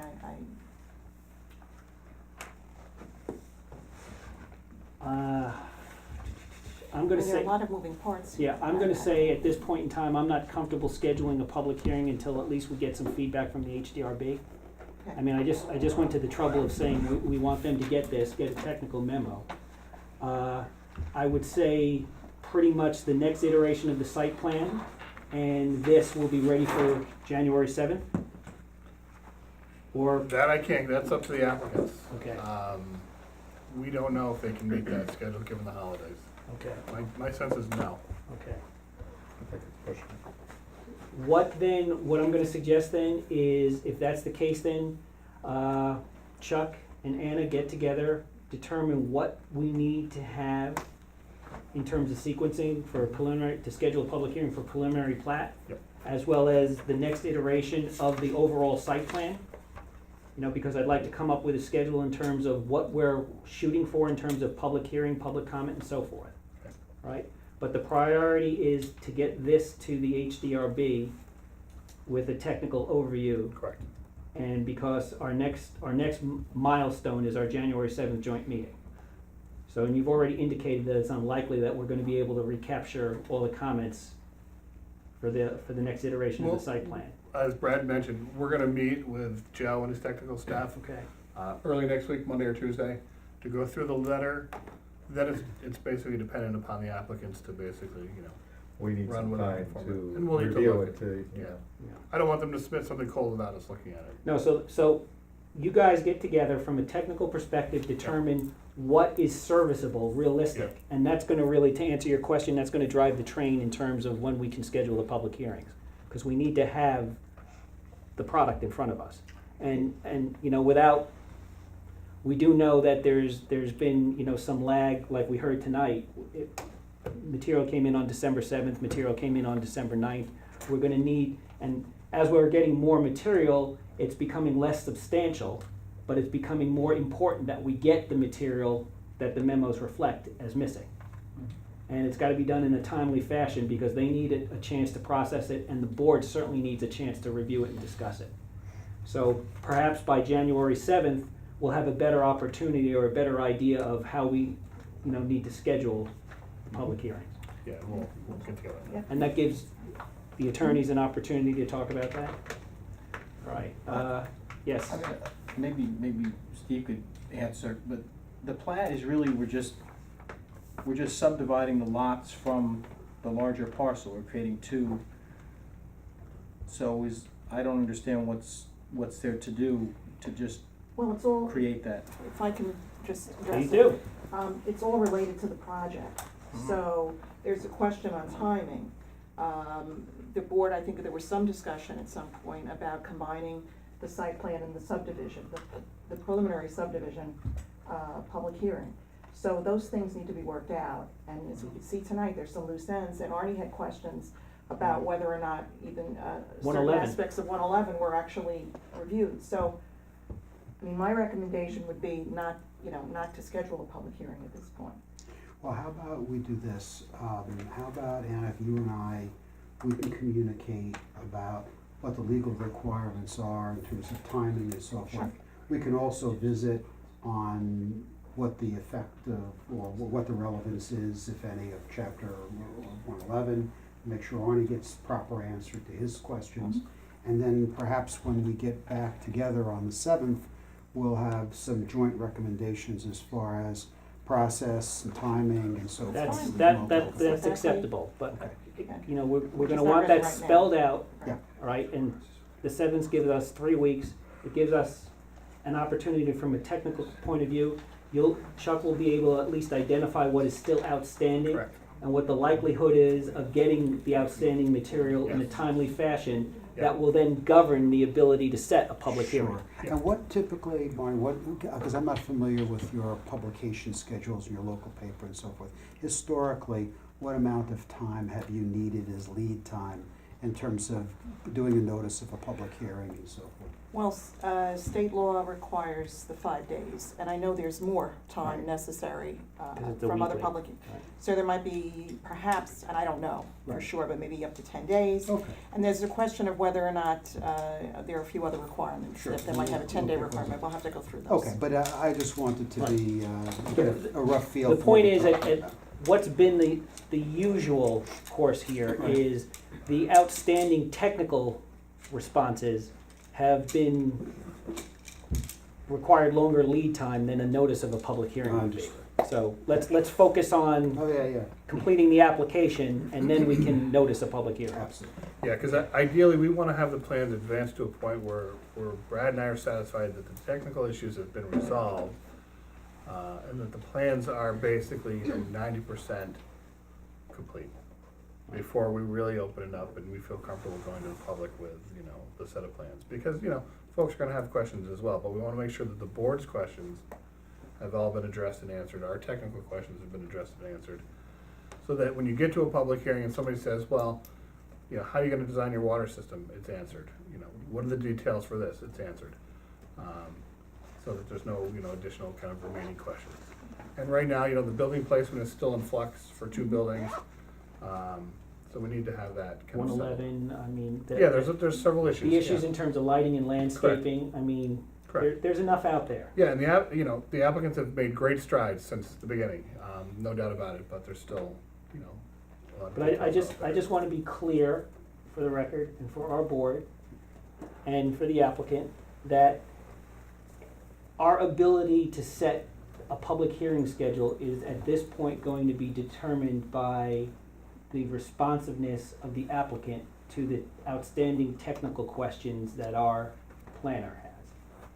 Right? So the quicker those are resolved and the quicker he's able to put a recommendation before the board and the board is able to discuss it and ask and have their questions answered, that will give us the confidence to set a public hearing schedule, which we are clearly not near at this point in time. But hopefully in 3 weeks, we'll have some indication of what's still outstanding and be able to discuss that with a little bit more clarity. Correct.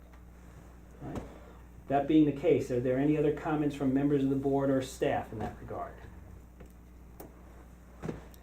Again, this is the part of the meeting where we open it to any public comment. I will remind you that public comment is just that.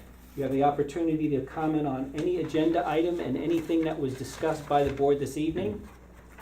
That being the case, are there any public comments? Please identify yourself. Kathleen Foley, Vice Chair of the HDRB.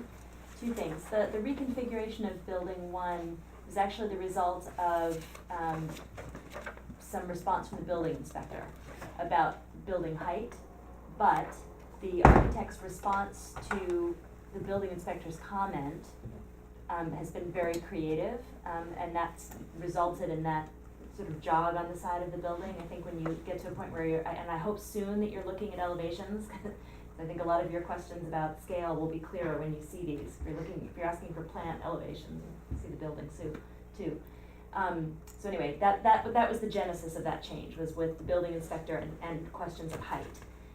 But if I may presume to speak on behalf of my colleagues, I would like to thank our colleagues on the planning board and the applicant for going through this exercise to look at possibilities for shifting the buildings. This is, I think, really, really helpful, and we're very pleased that you were willing to pursue the questions and that the applicant was willing to provide information, so thank you very much. Thank you. See you on the 7th. On the 7th. Any additional public comment? Stephanie Hawkins, I'm a trustee on the village board, and I want to echo what Anna Pelzeri was saying about asking for elevations of the buildings, not just elevations of plants, but elevations of the buildings. The community is interested in seeing what the buildings are going to look like and scale. So. Any other public comments? Being the case, oh my, a late one for us. It is 10:53. May I have a motion to adjourn? 9:53. I'm sorry. Just seeing if you're still awake. No, that's okay. Yeah. Anna's filling out the billables. Motion. Second. Is there a second? Aye. All in favor? Great. Thank you. You had me nervous there. Yeah, well, see, this is what happens when you keep me up this late.